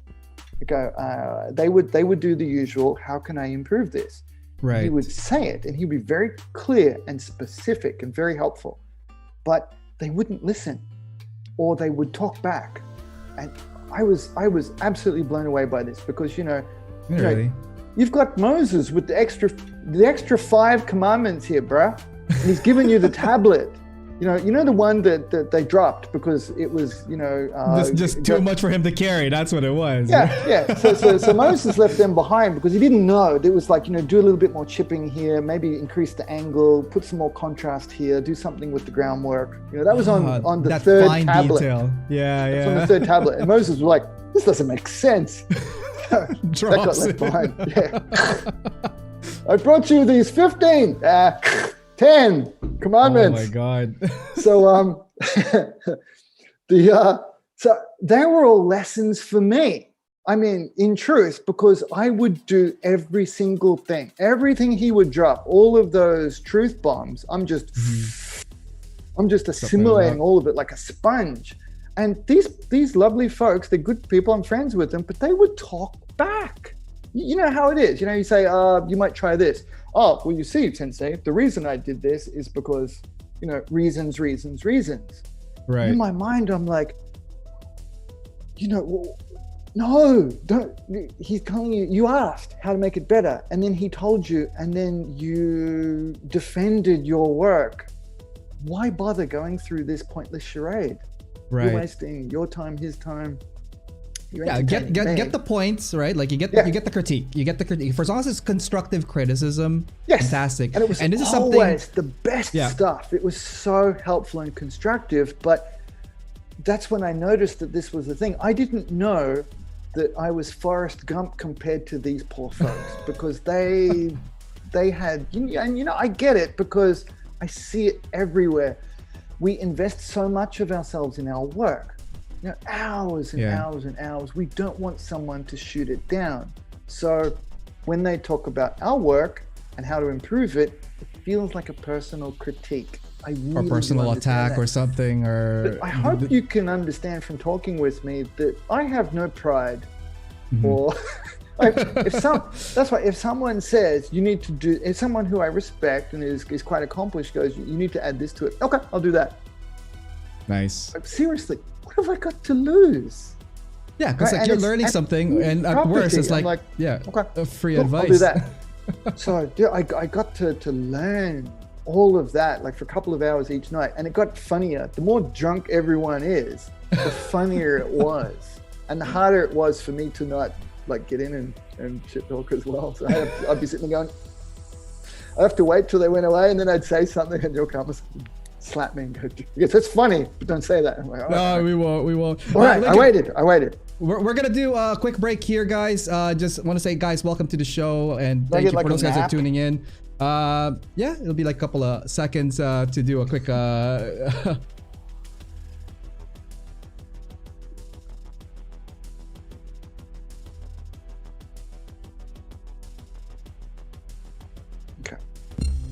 Hey guys, thanks for tuning in to the stream, and hopefully you guys are enjoying the show so far. I just want to let you guys know about an amazing online community that I'm part of, and it's called Side 6. Here, you will find like-minded modelers and hobbyists who enjoy the mecha and gunpla genre. We encourage posting of whips, projects, and tutorials to help each other move forward in our hobby and in our community. We are always open to new members of all skill levels, so come check us out at facebook.com/groups/side6. We also have an Instagram where we feature members' works, and you can find that at instagram.com/side6_mecha. For all new club information, resources, and news, you could check out our website at www.side6.club. All right, let's get back to the show and see what's going on there. I think we just had some muted issues there. Sorry about that, guys. Welcome to the show, season 2. We have a whole bunch of stuff flying all over the place. It's gonna be fun so far. Sorry if it was muted. But yeah, welcome back. We're gonna be talking with Lincoln in a few seconds here. Guys, so episode 12, so Lincoln Wright. What happened? Some of that was muted?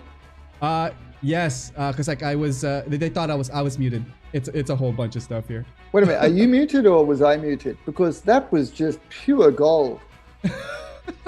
I forgot to unmute everybody, but I'm just doing a quick bit for everybody, and then I will put you back on the screen in like 1 second. All right, guys, episode 12 with Lincoln Wright. We're just talking about his early work and some of his stories from working with the Machine and Krieger crew and the publication over at Hobbylink. Oh my God, I am getting tired. Hobby Japan. We have a gift card. Hobbylink.com. There we go. I make $10 every time I say it. There we go, guys. So we have. How much did everybody miss? What do you mean? How much? Were they able to hear me like that? I muted the whole thing. Sorry, Lincoln. Giveaways for people. So good. That was really, really, really, really good stuff. I'm sorry, Lincoln. Man. Giveaways and it was for perfect people because it was how to learn from, being able to sit next to Yokoyama-san and learn from him was like the gift of my life. Lincoln, hi. Well, we're back. No, all of that was there. I did a commercial and I just muted that part. No, Lincoln. All of the stuff we talked about. You are live now, by the way. Welcome back. Okay. There's no difference for me between the live and not live. And dude, I think you flick backwards and forwards too many times because your guest just has no clue if they're on or if the poor audience. I want to make sure the fans can hear all of this because they're hearing every good exhausting information for me to explain. I really hope that changes somebody's life. That would be really important. No, Lincoln. Everything that we talked about. Lincoln. When we talked about your story, everything was live. The commercial break is the only break that what part did they lose? Just the commercial break? The one when you went to go grab coffee. Cool. Okay. Well, that's fine. Yeah. We're back live now, by the way. You don't even need to tell me that. Okay, cool. Okay. Next one. People have given up time. They may be staying up middle of the night. I want to make sure people get some value out of the Dancing Monkey. There definitely are. We're gonna continue on here. I had a point here called global reach. When did you guys realize, while working with them, that it was gonna be an international phenomena with Machine and Krieger? Is it? I think so. There's a lot of people. Gosh, it's been known for a long time, but I think maybe just the pool is getting, the pool of people who know about it, it's growing. It does seem to have kicked off recently. I've noticed that many of my mainly Gunpla building friends seem to be aware of it now. And it seems to be a little bit more, it's like I don't know if it's advanced, but it's just something that the cool kids are into now. That's how one of my other friends explained it to me. So the cool kids, Gunpla folks, are jumping on Machine and Krieger now. And I'm like, yeah, it's just another kit. And so many of them have got, skills that you can see more on a Machine and Krieger kit because of the scale and the broader canvases. Mm-hmm. That's something that's sometimes difficult to put on the Gunpla canvas, right? Because they tend to be quite narrow and elongated. And when I think you were working also, I forgot which company it was, but you helped them establish the international sales and getting distributors in for the Machine and line. What was that working like? No, you did not work on that one? No, it's something I've tried, and the litany of failures. Add it to the list. Okay. So I was going to ask, what were some of the challenges or everything. Success for that? Everything. There's a lot of things. So one of the biggest hurdles. So I'm really sorry to the people who are listening, particularly the ones in Australia, because it was really hyped up that the people I sometimes work with, that they could facilitate that happening. But that was not the case. They were very good at making announcements, but the doing part, not so much. Really? Okay. Yeah, and there's issues on both sides. So this is why Hasegawa is really easy to buy overseas, because they've got a previously existing distributor network set up. Back from the planes and tanks times. But see, the other major company that you would want to distribute is called Wave Corporation. Right. And they make many of the ones that they make the models that Gunpla folks probably would like to start on first, more, which is the irony of it, right? They should be the ones that are more available. But there's a bunch of issues with it. Number one, I suspect. Now, how do I say it? I'm not owned by any of these folks. So and I'm not sponsored or anything. So, I'm community sponsored. So I'm very happy to say how I suspect things to be. I think what had happened was that Wave a few years back, because so Wave at one point approached me to do that for them from Japan. Then moving to Australia, another biz wanted me to do that for them here, get specifically those products, but it's failed both times. And I swear it's not me. I'm not the common failure denominator. So the initial one was that Wave wanted to go directly. I don't know if anybody remembers Rakuten Direct. I think it's still available. But Rakuten, Rakuten. It's eBay in Japan. Okay, then yes, I rarely use it. Yeah, okay. So it's Rakuten in Japan because they defeated eBay. eBay failed in Japan because of Rakuten. They were doing direct, so they were selling directly overseas. But I haven't heard from them why it failed. I believe it's because the competition from HobbyLink Japan was probably too high.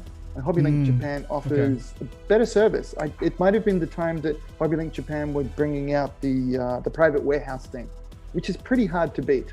It's a very powerful added value service. So there's that. And I don't think they have the manpower. I think Wave is too small to be handling the volume. Independent ones or even volumes of it, right? Yep. So I don't know how they set up, but that one died a whispering death. Then trying to do it in Australia, but it's possible to do, but we need to use or own or have or do a proxy business. So there's a lot of hurdles, right? Wave tell me that they don't have an international selling license, but that's BS. No, because we get them. I've seen them here. They're available for like quite some time now. It was through a different company in the States that I got it from. Anyway, I'm speaking generally for North America though, which I'm assuming is an international sale, right? How does that happen? Well, through distributors, I would assume. I'm not a business guy, so I'm not sure how that would have been. Do you have any insights on that? Yes. So they're buying it from a proxy service there in Japan. That's exactly what I was saying. The only way that it is really available is that somebody's buying it. Just zoom around. I can't use. これ使えないからすごい濡れてるから。いいよ、後で撮るから。They just need to. There's a bunch of businesses in Japan who. Like loads and loads of them. I mean, they must be finding it difficult now because there's other companies like, Tensor.com. I forget I get spammed by their competitors, including Tensor, all the time because my YouTube is registered in Japan. So okay. So that's your main region for your YouTube, right? Yeah. Well, I set it up in Japan, so Google flags it as a Japanese YouTube. Got it. So they Google that list and spam us to sell Dakimakura or some crap. So there's a bunch of people there who set up businesses to buy stuff that's unobtainium outside in the world, and then they flip it on Amazon, what have you. Just different, what do you call them? Fulfillment services. Or that's how I imagine, like people like your sponsors are probably getting them from proxy businesses who are they're just resellers. Resellers. So that's fine. The problem is the added cost because you've got another person tacking on another 20 to 30%. So by the time it lands in North America there, the price goes up the wahoo. Yeah, they end up costing like 3 times Japan retail, which is just unacceptable. Yeah. I don't expect people to buy that either. I won't. So that's tough. I think in that time between talking about the direct sales with them and then more recently, I believe, I suspect that they've signed a deal with HLJ because HLJ changed their business model. They used to be B2C. They used to be selling to us directly. They still do that, but that's actually now, I'm friends with Scott, the owner. Scott told me that that's a small part of his business now. Actually, their big business is wholesaling for businesses. Like they get them directly from Wave, for example. But they've probably signed Wave up and said, yeah, but we don't want you doing that with other companies now.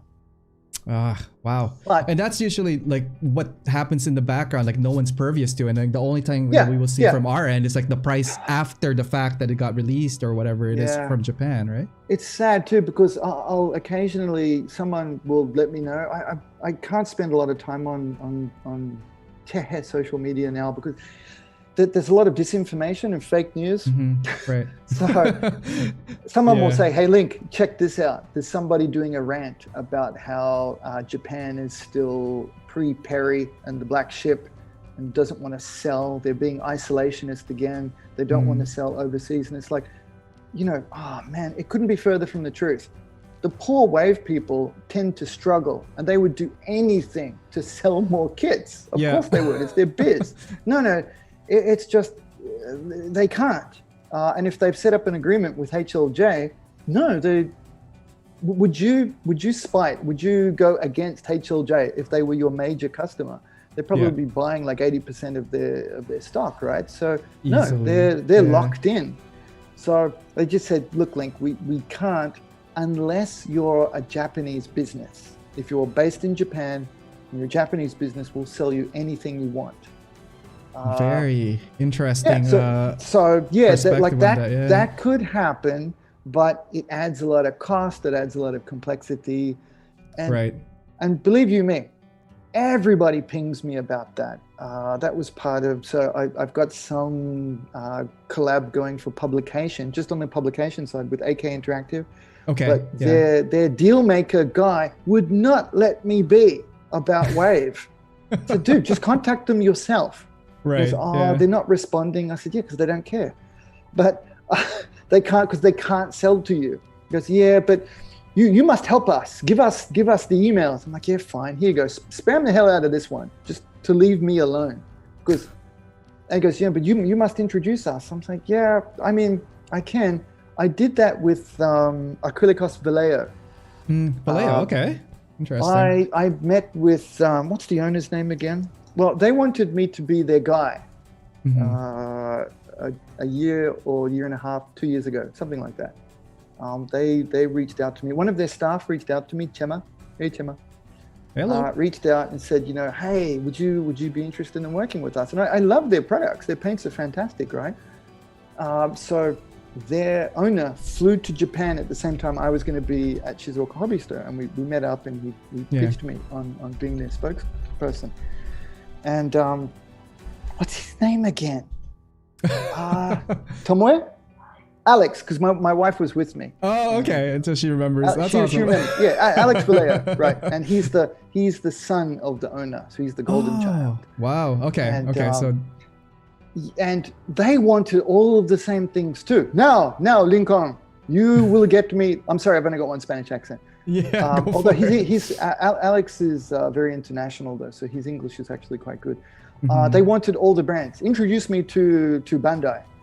I'm like, dude, Bandai's so complex because they think it's Kawaguchi-san, but Kawaguchi-san is the promo side, the actual like biz dev operations and all that stuff. Completely different team. And they're like, no, talk to those people. It's a big, bureaucratic business.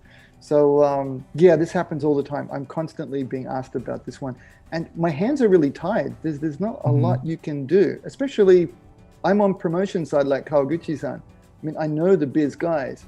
Yes, they'll meet with me, but it's inappropriate for me to bring those kinds of projects to them. If it's right. Yeah. I mean, it's just probably like the amount of effort to put into it, coordination, all that stuff. I do want to jump on something a little bit more on the fun side, if that's cool. Let's talk about competitions and exhibitions. Judging in competitions, I believe you've done some of that. It's not fun either. Because your contest. As Mig warned me, Lincoln, never do the competition. It is the fastest way to lose friends. Oh my God. And he was exactly right. I've still got some people from Italy stalking me that I didn't give them a gold medal. I was gonna say World Model Expo and the category for sci-fi. They invited you over there to judge in Italy. I'm not sure if this is the one, but I'm gonna go to the photo section. I just took out some photos. I've got to be really honest. they didn't invite me because I'm any kind of big deal with sci-fi or mecha. They invited me because they could not stop bickering from amongst themselves who was going to be the judge.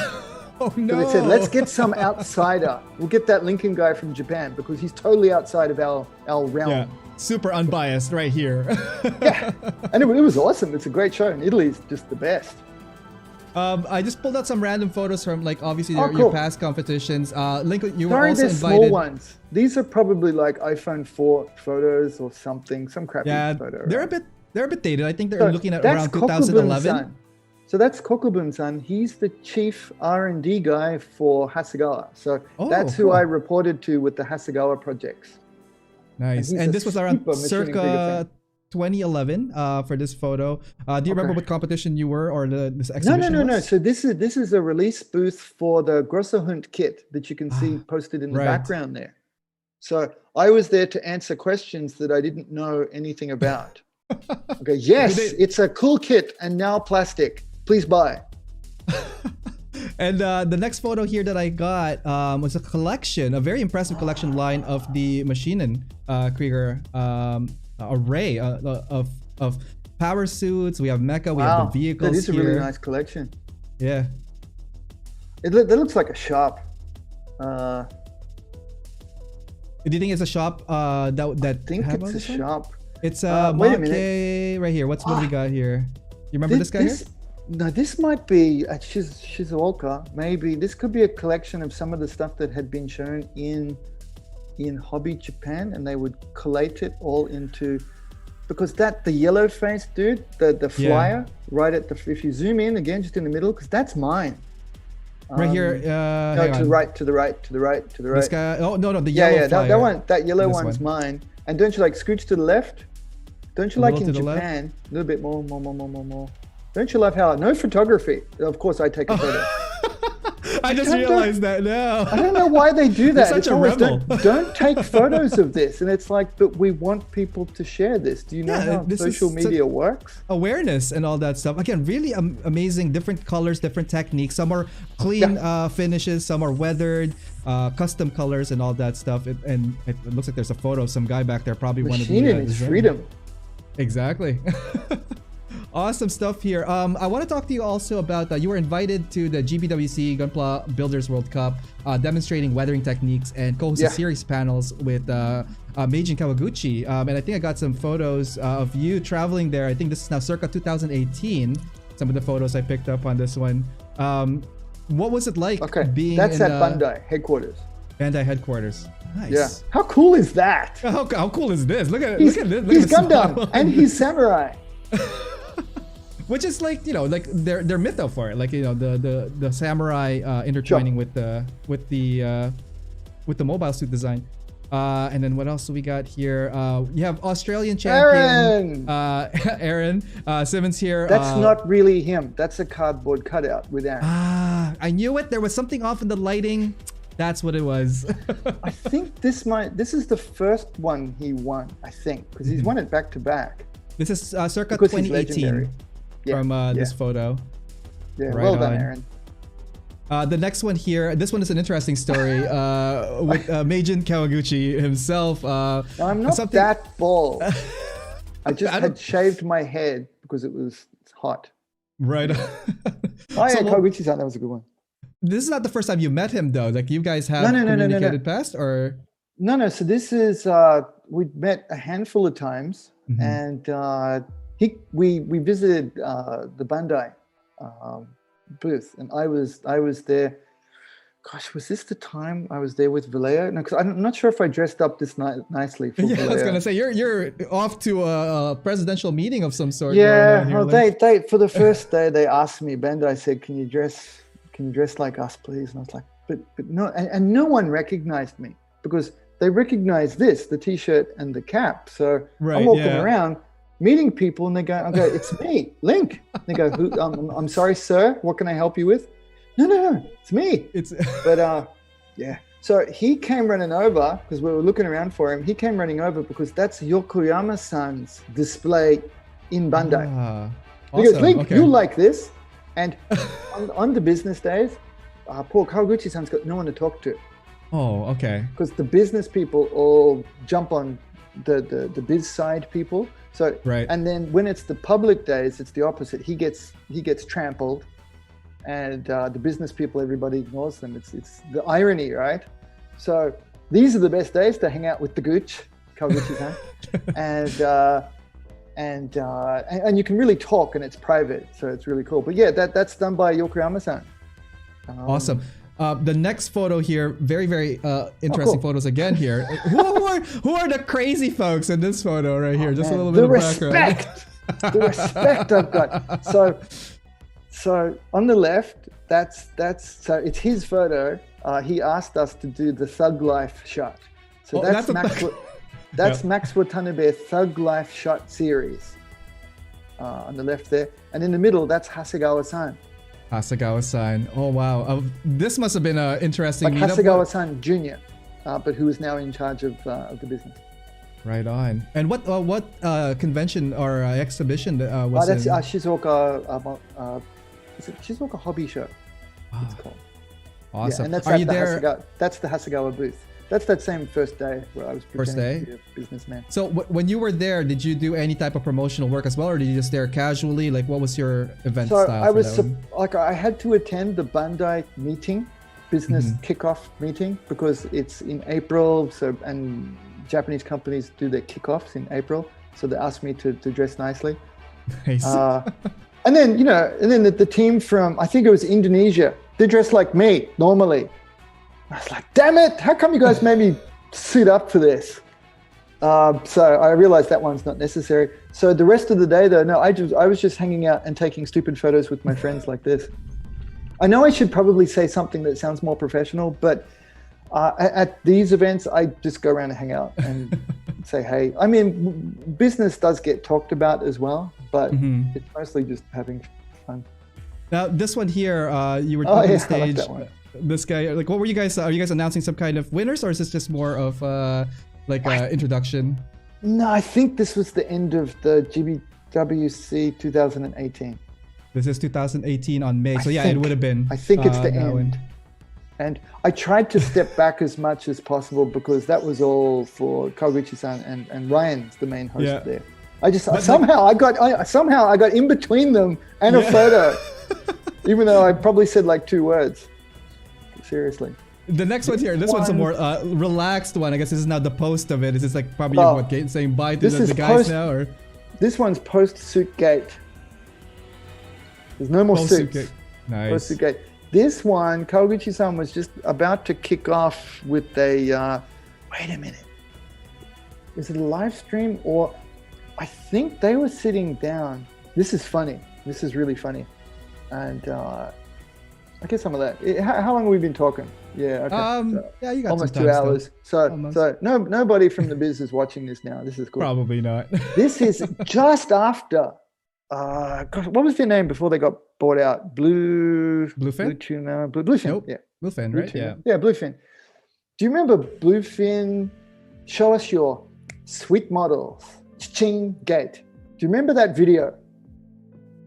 Bluefin did that weird send in pictures of your sweet models. I remember that one. Really awful video. It was kind of awkward at first because like we weren't sure if it was an invitation or a threat at that point. Right? You know, like you know, and I understand how hard it is to talk in front of a camera. I really do get it, but it was not well received by the community.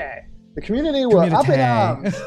Because like it was a big at this point we didn't know what was going on. And this for like the American side. The Canadian side is still for GBWC, we started only in 2017, so we're kind of in like a couple of years just behind the US GBWC. So when we saw that, it was kind of like, oh, at least I have GBWC. And then here I want to believe that we're a little bit more organized in most ways. Unfortunately, again, with 2020 not happening and all that stuff, it just kind of lines us up for Do you mean Canada is a country? Or is this when I should pull out my MAGA hat? Where are you going with this? I'm just saying that like GBWC currently was pushed out because of 2020, so we're not even sure if 2021 is still happening. So that's the kind of like we're waiting for any type of announcement. has been intimating in posts that it's happening, but he doesn't control it. So I mean, he wants Exactly, it to yeah. happen. But, Yeah. This was behind. They were getting organized to meet up, and I think it was damage control after that video. And then Kawaguchi-san was doing a live stream afterwards. That's why it was funny, because it was just after.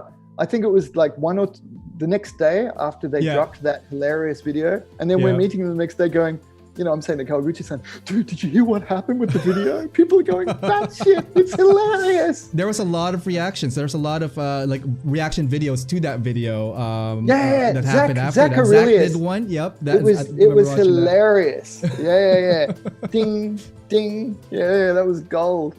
This one here. This was a demo. I was gonna say this is a little bit older. Looking at 2014. Yeah, I've got hair.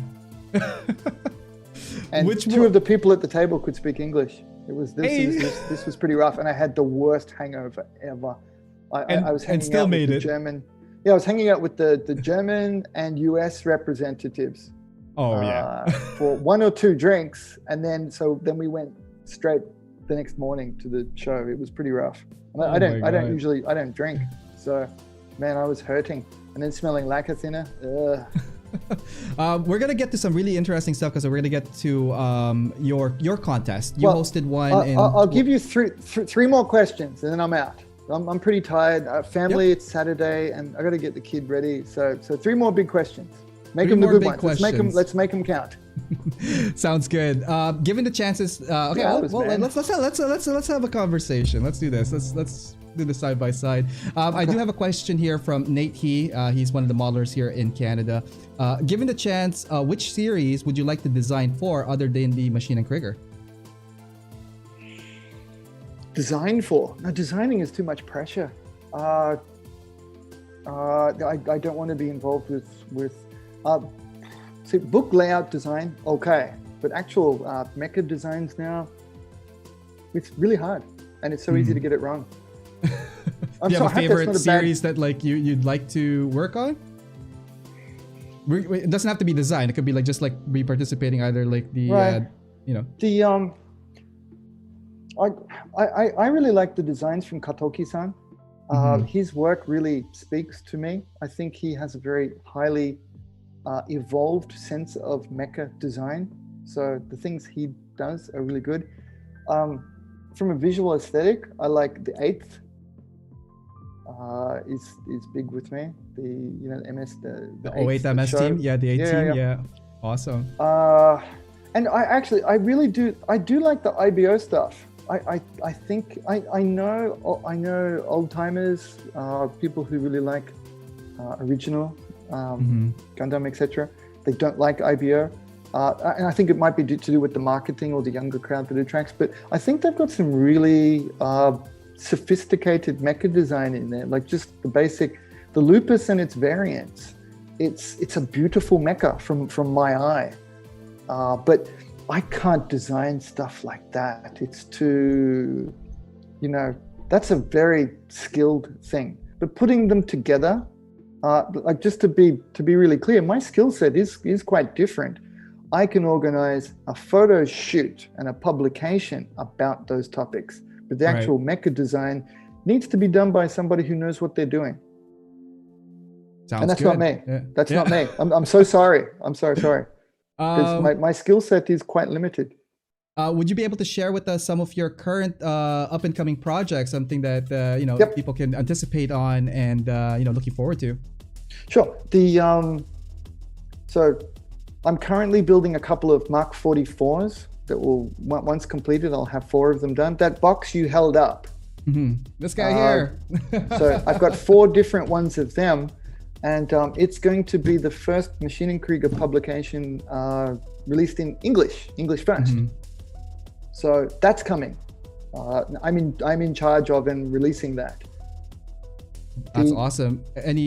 More enthusiasm, Ariel. It's a people have been asking for people have been asking for something in English for years. I mean, this is the holy grail. I've been asking for this and pushing for it for 12 years.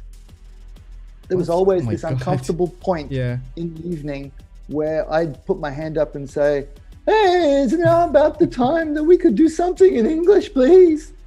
And my voice had not dropped back then. And now it has. it was always, it was just always, oh yes, English. That's a great idea, Link. We'll get to that really soon. Tumbleweeds. Right on. Yeah. So that's happening. Any dates that we're gonna be anticipating that, or this is the best part of this, because I'm in charge. It can be whenever I want it to be. Nice. It's the awesome. Best way to run a project. And Yokoyama-san said, he said, dude, no, don't. He said, just make it good. Once it's ready and good, release it. And I was like, right on. All right. Thank you. My goodness. I want it as soon as possible, because when you work on a project too long, you want to, you're over it before it's done. That's why I want to go online and see if I can get the pirate version of it now, early, so I could then copy that and just have it done. That would really help me. You know how the pirate versions always come out really early? Way early, but it's like also not the best quality though sometimes. So yeah, well, there's that. And it kills the goose that lays the golden eggs, doesn't it? Because if the creators don't get paid, they can't afford to make cool stuff, and then you're just buying copies of old crap from China the rest of your life. So it that's really important. Or absolutely. Hong Kong. But the recasting really hurts. It hurts the industry. But I have another book. I mentioned AK Interactive. So they've asked me to do the FAQ series for them. Nice. Okay. Series of books they've got. It actually was finished last year. Last year was such a blur, isn't it? Last year was a little bit, yeah. I finished it, I think, late October last year. And they said, this is fantastic. This is some of the best stuff we've ever had. Let's make it a 500-page book. And because it was I aimed for a 300-pager because I wanted it to be more like an intro and cover more things like the original. Actually, the original FAQ that I got off my buddy Mig, I was totally ripping off the format from this. Okay.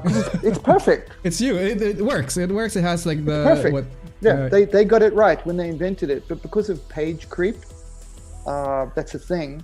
Each one has to be bigger. So they go 300, 350, 400, and so on. Because they want people to say, because they're ridiculously expensive. Well, for $120, 500 pages is pretty good. No, I'm serious. That's really how it works. It's really a shame. But the good thing is for the end purchasers, the people who do want to buy it, is that we'll have more cool stuff. So I just have to make more models for it. So you get something better. It'll cost the same, but you get probably 5, 6 or so more models. And I got to ask, I had time then to ask some other great artists to collaborate. So I'm bringing in a bunch of other people to help as well. Oh, cool. Okay. Yeah, so that one, I want them to publish that this Christmas, along with maybe a paint set or something. Nice. I don't know if they're gonna do it. They asked me to design a paint line for them. So I did that, and I'm waiting. I don't know if it's going to come out. The only other person I know that has been working with the paint line set is Don Serratos, but that was with Vallejo. This one here. That was what Alex came to Japan to pitch me for. They wanted me to do all of the marketing material for, in particular, they said that the Mecha colors were really, that's why my studio, I've got like up from the floor, it's all Vallejo. Which is the best part I got out of the deal, because I love their paints. They're really good, right? Yeah, but they wanted a lot of material and content for Mecha colors, but they would just wait. I'm going to drop it. They were so cheap. They were so cheap. That's why I hope whoever's got next got a way better deal. That I hope they learned their lesson to pay a good industry rate, because these paint companies should not be in a race to the bottom on pricing, because it'd be unfortunate. But yeah, they were really lagging on Mecha color. They said they needed a lot of push for that. And if I work with them, I wasn't going to be allowed to use solvent paints. I said that will sound. It has to be water based then for. Yeah, and I said that will read like utter BS, because here I am pimping and working with solvent based paints for the last 20 years. If I drop that and suddenly go all water-based, people who've been aware of this are going to say, "What's up?" Right? Yeah. He sold out to Big Nipper. Big Nipper's our gag for selling out to. So. He sold out to Big Nipper. Come in with all my god hand bling, gold hand around my God. neck. Well, hopefully you won't get sold out. I think you've been doing really, really great work, especially with your Actually, tutorial videos. God hand sold me all their stuff. God hand sent me all their stuff for free, so I didn't have to sell out. There you go. They did complain about one video I made, Oh. and they said I got something wrong. Oh, said, that's well, unfortunate. You've done a lot of YouTube videos. You're very active in social media, both on your website, your Facebook, your Instagram account. I guess one of the last questions here. A lot of people are. What's your benchmark for very active? People are posting, interacting. They follow you. They watch your videos. Okay. So people are active. Okay, because man, I feel bad that I can't share enough stuff. I'm so sorry, guys. Yeah. No, I think whatever stuff that is there right now is really. And when I go awesome. on there, I'm scared because the messages. That's why I apologize. I know I'm slow to reply, guys. I'm so sorry, but I come in. I do reply to everybody. I'm sorry. It just takes time. Yeah, and it does. There's a lot. You must get a ton of messages and all that stuff. For those guys that are trying, I guess one of the last questions, those guys are trying to get into the hobby. That's probably have not done any scale model painting and all that stuff. Sure. Can you spend some some words to them? Some advice. Best question. Thank you. Best question I've ever been asked on an interview show. I'm serious. Thank you. That is the best one because I don't know how people lose that mind. I clearly remember getting started. I do. I clearly remember it. And I remember everything I was confused about because as I was getting started, that's right when Spanish pimping kicked off. You need the filters. You need the million different kinds of products that are all just paint with different amounts of thinner in them. Yeah, I said it. So okay. Yeah, so I was so confused by all of this crap. So I was reading the old school stuff, which was Humbrol. It's all Humbrol, which is fine. Or Tamiya, and especially the Japanese old school stuff doesn't touch any of those products. It's always, it's Mr. Color. Tamiya. Gaia Notes hadn't come out yet. Mr. Color, Tamiya, Tamiya Enamels, very basic stuff. So right. I understand the amount of information out there is ridiculous on using the different products. And actually, I can even share this one. I noticed if I share a product usage of something that I do like, I never pimp products. I don't, they can't pay me enough. I've gone past their threshold for how much they can pay for product placement. That's the honest truth. So I just said, no, I don't want to do it. You don't pay enough for me to bullshit about something that's crap. So I'm not going to do it. I won't do it for $50, $100 or whatever they're offering. I was going, no. Send me it. If I like it, I'll actually use it. And that's probably worth more to you than paying for it. Right. So if you see stuff on my channel, no, I never do it for money. I only use it and show it if I like it. But keep it very simple. Start off with basic things as possible. Don't try to follow too many people. This is another one that I think gets confusing. And look, it doesn't have to be me. I don't mind. I know I'm not right for everyone. I know. I'm right for a certain small sliver. I mean, that's why my channel is not very good. But I come from a place that maybe some people don't like listening to, or it's like comedy, it's like chocolate, it's like everybody likes certain brands and styles, right? So that's more than fine. But pick someone whose stuff you like and try to emulate their look and take your time and ask them questions. One of the things I'll have, even within my own little bubble, is that I'll see people constantly, they'll ask me about other artists' work and how to implement it. And I have to be honest and say, well, I don't really know because I don't know that person's methodology. I mean, I can guess if I had to and try to figure it out, but I try to keep it simple and stay within one thing until I start seeing results. And then that's why I've tried to structure my studio. So I started it 4 years ago. I tried to structure it exactly for myself, maybe 15 years ago.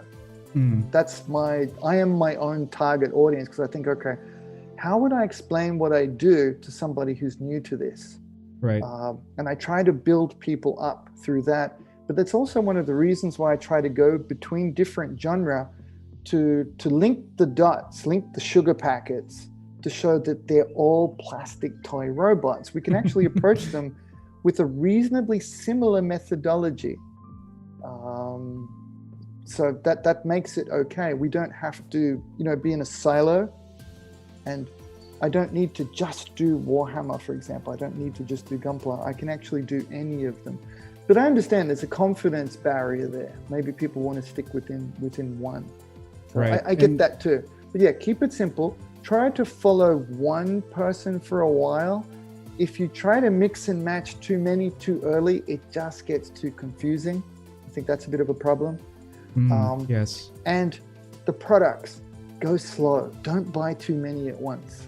Just because someone's showing, hey, here's the tape, here's the whatever. They're always pimping a lot of products and videos. Don't buy them all. Go slowly, because what happens is if you have less products available to you, you have to get better with the ones you've got. You have to. Resources. That's what you've got. Yeah.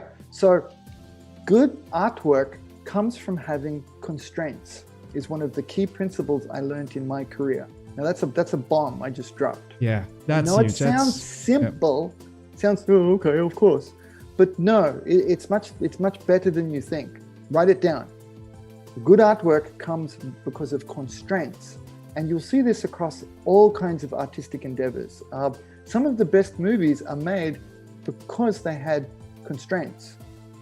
Budget, time, usually it's budget. Some of the worst movies made, it's because they've got too much time. Too much money. Yeah. Too much money. I mean, I'm not going to say anything about the prequels. Of course. Right, the Star Wars prequels, but there's an example of projects that had no constraints. They had George money up the wazoo. And the only person saying no to George was maybe his wife who left. Sorry, George. That was my fault. Sorry. Okay. Too soon. But yeah, when there's too many yeses, so actually working within constraints, keeping it simple, working within constraints, and not just buying all the things. Hey, look, somebody mentioned a circle cutter for all my circular cutting needs. I mean, I don't one have, time that you'll ever use. I don't have one. And if I needed one, I'd ask my friends, hey, bro, can I borrow your circle cutter? Or could you make this for me? See, actually, I live near Aaron Simons, who's a legend at making scratch part things. So if I needed something like that, I'd be like, Aaron, can I buy you lunch and you make this for me? I haven't tried that yet, but he has put together some kits for me. He's a legend, and he's such a good builder. Yeah. Awesome builds from all the photos that we've seen. Yeah. Sorry that was long, but to summarize that down for you, because I want to hammer this one in, keep it simple. Don't buy too much crap. Save your money, because you need to buy some things like new kits every month, whether you need them or not. Yeah, I get it, stacking the kits, but save your money, keep it simple, work within constraints. And be careful about getting sidetracked too much.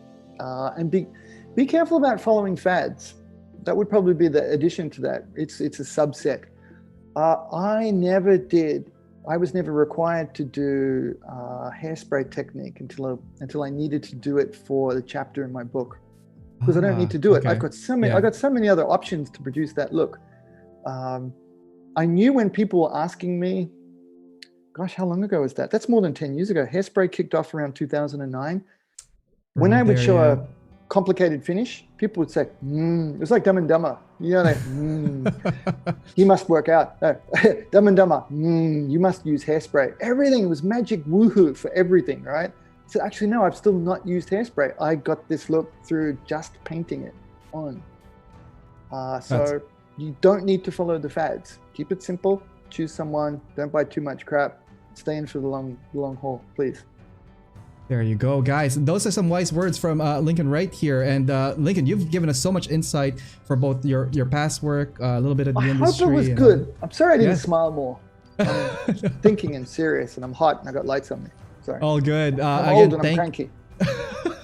All understandable. And again, thank you so much for your time. I know you have some stuff going on at your end. And again, I think everybody. My wife and daughter have not appeared for a long time, so I know I'm in the doghouse. That's why I need to wrap you up, because my wife did a flyby and she didn't look. She was like, okay. She just thinks I'm Awesome. talking with. Well, I am talking with new friends, Ariel. But yeah, she yeah. That's All the good, thing. totally understandable. All your husbands, you know how it is. You know the new parcel arrives, all full of kits, and your wife gives you that look.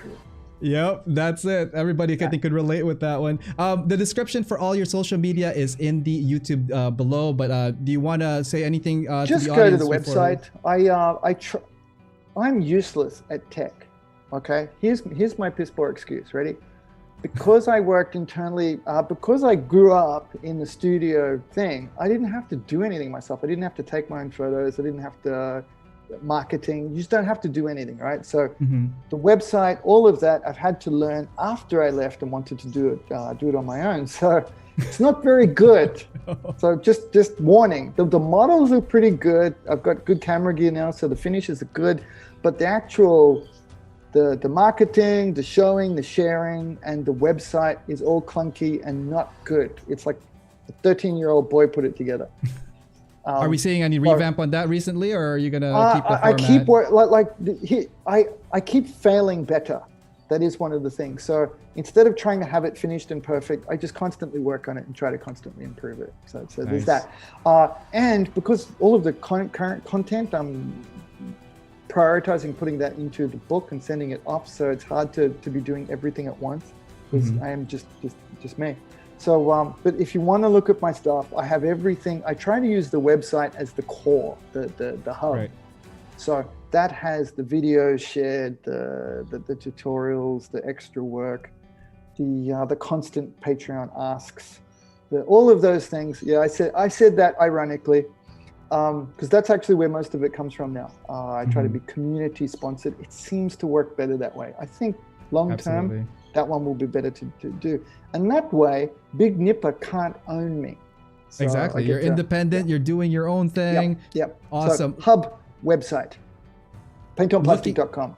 Easy. That's what to say. Paintonplastic.com. Lincoln Wright, everybody, joining us, season 2 finale. Lincoln, thank you so much. If you don't mind just sticking around for a bit in the lobby, I'm gonna put you on mute so I could do the final outro for our audience here. What on earth could we possibly still have to talk about, Ariel? I'm exhausted. I find this, because I'm an introvert pretending to be able to talk, doing these shows and YouTube, etc., absolutely kills me. And I'm really not kidding. Absolutely. I find these extremely difficult to do, but I know I need to give back to the community. So does that make sense? You're fighting against your operating system, because I'm not that kind of guy. But in order to survive and keep my family from being homeless, I got to do the dancing monkey thing, right? Seriously, I'm really not kidding. All good. And if you gotta go, it's all good. Thank you again, Lincoln. We'll catch you again sometime. Have a good day. Again, thank you for the interview today. Thanks, guys. I really wish I could have read the funny comments and questions. That would have been entertaining. Thanks a bunch, guys. Awesome. We'll talk soon. Bye. All right. Cheers. Bye. All right, that's it. Lincoln Wright, guys. Paint on Plastic. Check him out. All of his information are on the description below. What do we have here? I just want to say a couple of things. Thank you guys for tuning in tonight. Season 2 finale. As I mentioned earlier in the show, for those guys that are on chat, your name is going to be put into a giveaway raffle that a couple of people have been sponsoring it. First off, sponsor $50 gift certificate raffle from Holy Mountain Printing. Check them out, guys. holymountainprinting.com. As well as USA Gundam Store. They're donating a $50 gift certificate for the season finale. So if you guys are on chat, I will get your names and we'll put it in the raffle. It's a $50 gift certificate to usagundamstore.com. And you can also save on top of that with my discount code AOMECHA10. Don't forget to check out Side 6, our community, facebook.com/groups/side6. Check out the community, post with us. Very active there on Mecha and Gunpla. Also, AO Mecha Live will return for season 3. More dates on that to follow. Probably towards the latter half of February, maybe beginning of March. I have some stuff that I want to work on and include. Also, take a break. I think it's been a really oh my god, fun season 2. Thank you so much, everybody, for all that help and support. it was a blast. Season 2, 12 episodes of amazing builders, amazing artists, amazing personalities in the show, and awesome audiences like you guys participating. Thank you so much. Don't forget to check out my social medias, both on YouTube, so youtube.com/AOMecha, on Instagram, instagram.com/AO_Mecha, on Twitch, if you guys are there right now, twitch.tv/AO_Mecha. And yeah, if you guys have any questions whatsoever, feel free to hit me up on any of the social medias. I would love to hear back from you guys. But yeah, till season 3, hopefully you guys are keeping safe. Hopefully you guys are being well, keep building, and hopefully the feature builder episodes have inspired you guys to continue with the hobby and grow into it. But yeah, again, this show is powered by USA Gundam Store. Check them out, guys. As I mentioned, usagundamstore.com, and save with my discount code AOMecha10, as well as we're partnered with gunprimer.com. So gunprimer.com and save with my discount code AOMecha10. All right, new audio ammo is dropping on Tuesday still as a regular thing. Mecha Pew Pew, Thursday, new show here at the channel. That will still be consistently going throughout February until I get back to season 3. So that will be 8 p.m. Thursday nights. No, sorry, 9 p.m. Thursday nights, EST, on the AO Mecha channels. Okay, I think that is it. Guys, thank you so much. Till next time, I'm looking forward to that. And I can't wait to be back till season 3. All right, guys, take care. Have a good night. See ya.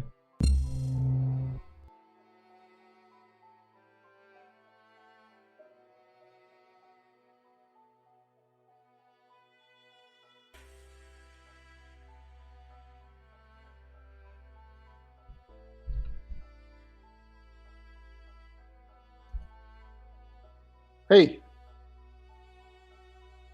Hey, man, I was just reading through the comments. Okay, good show. Thank you.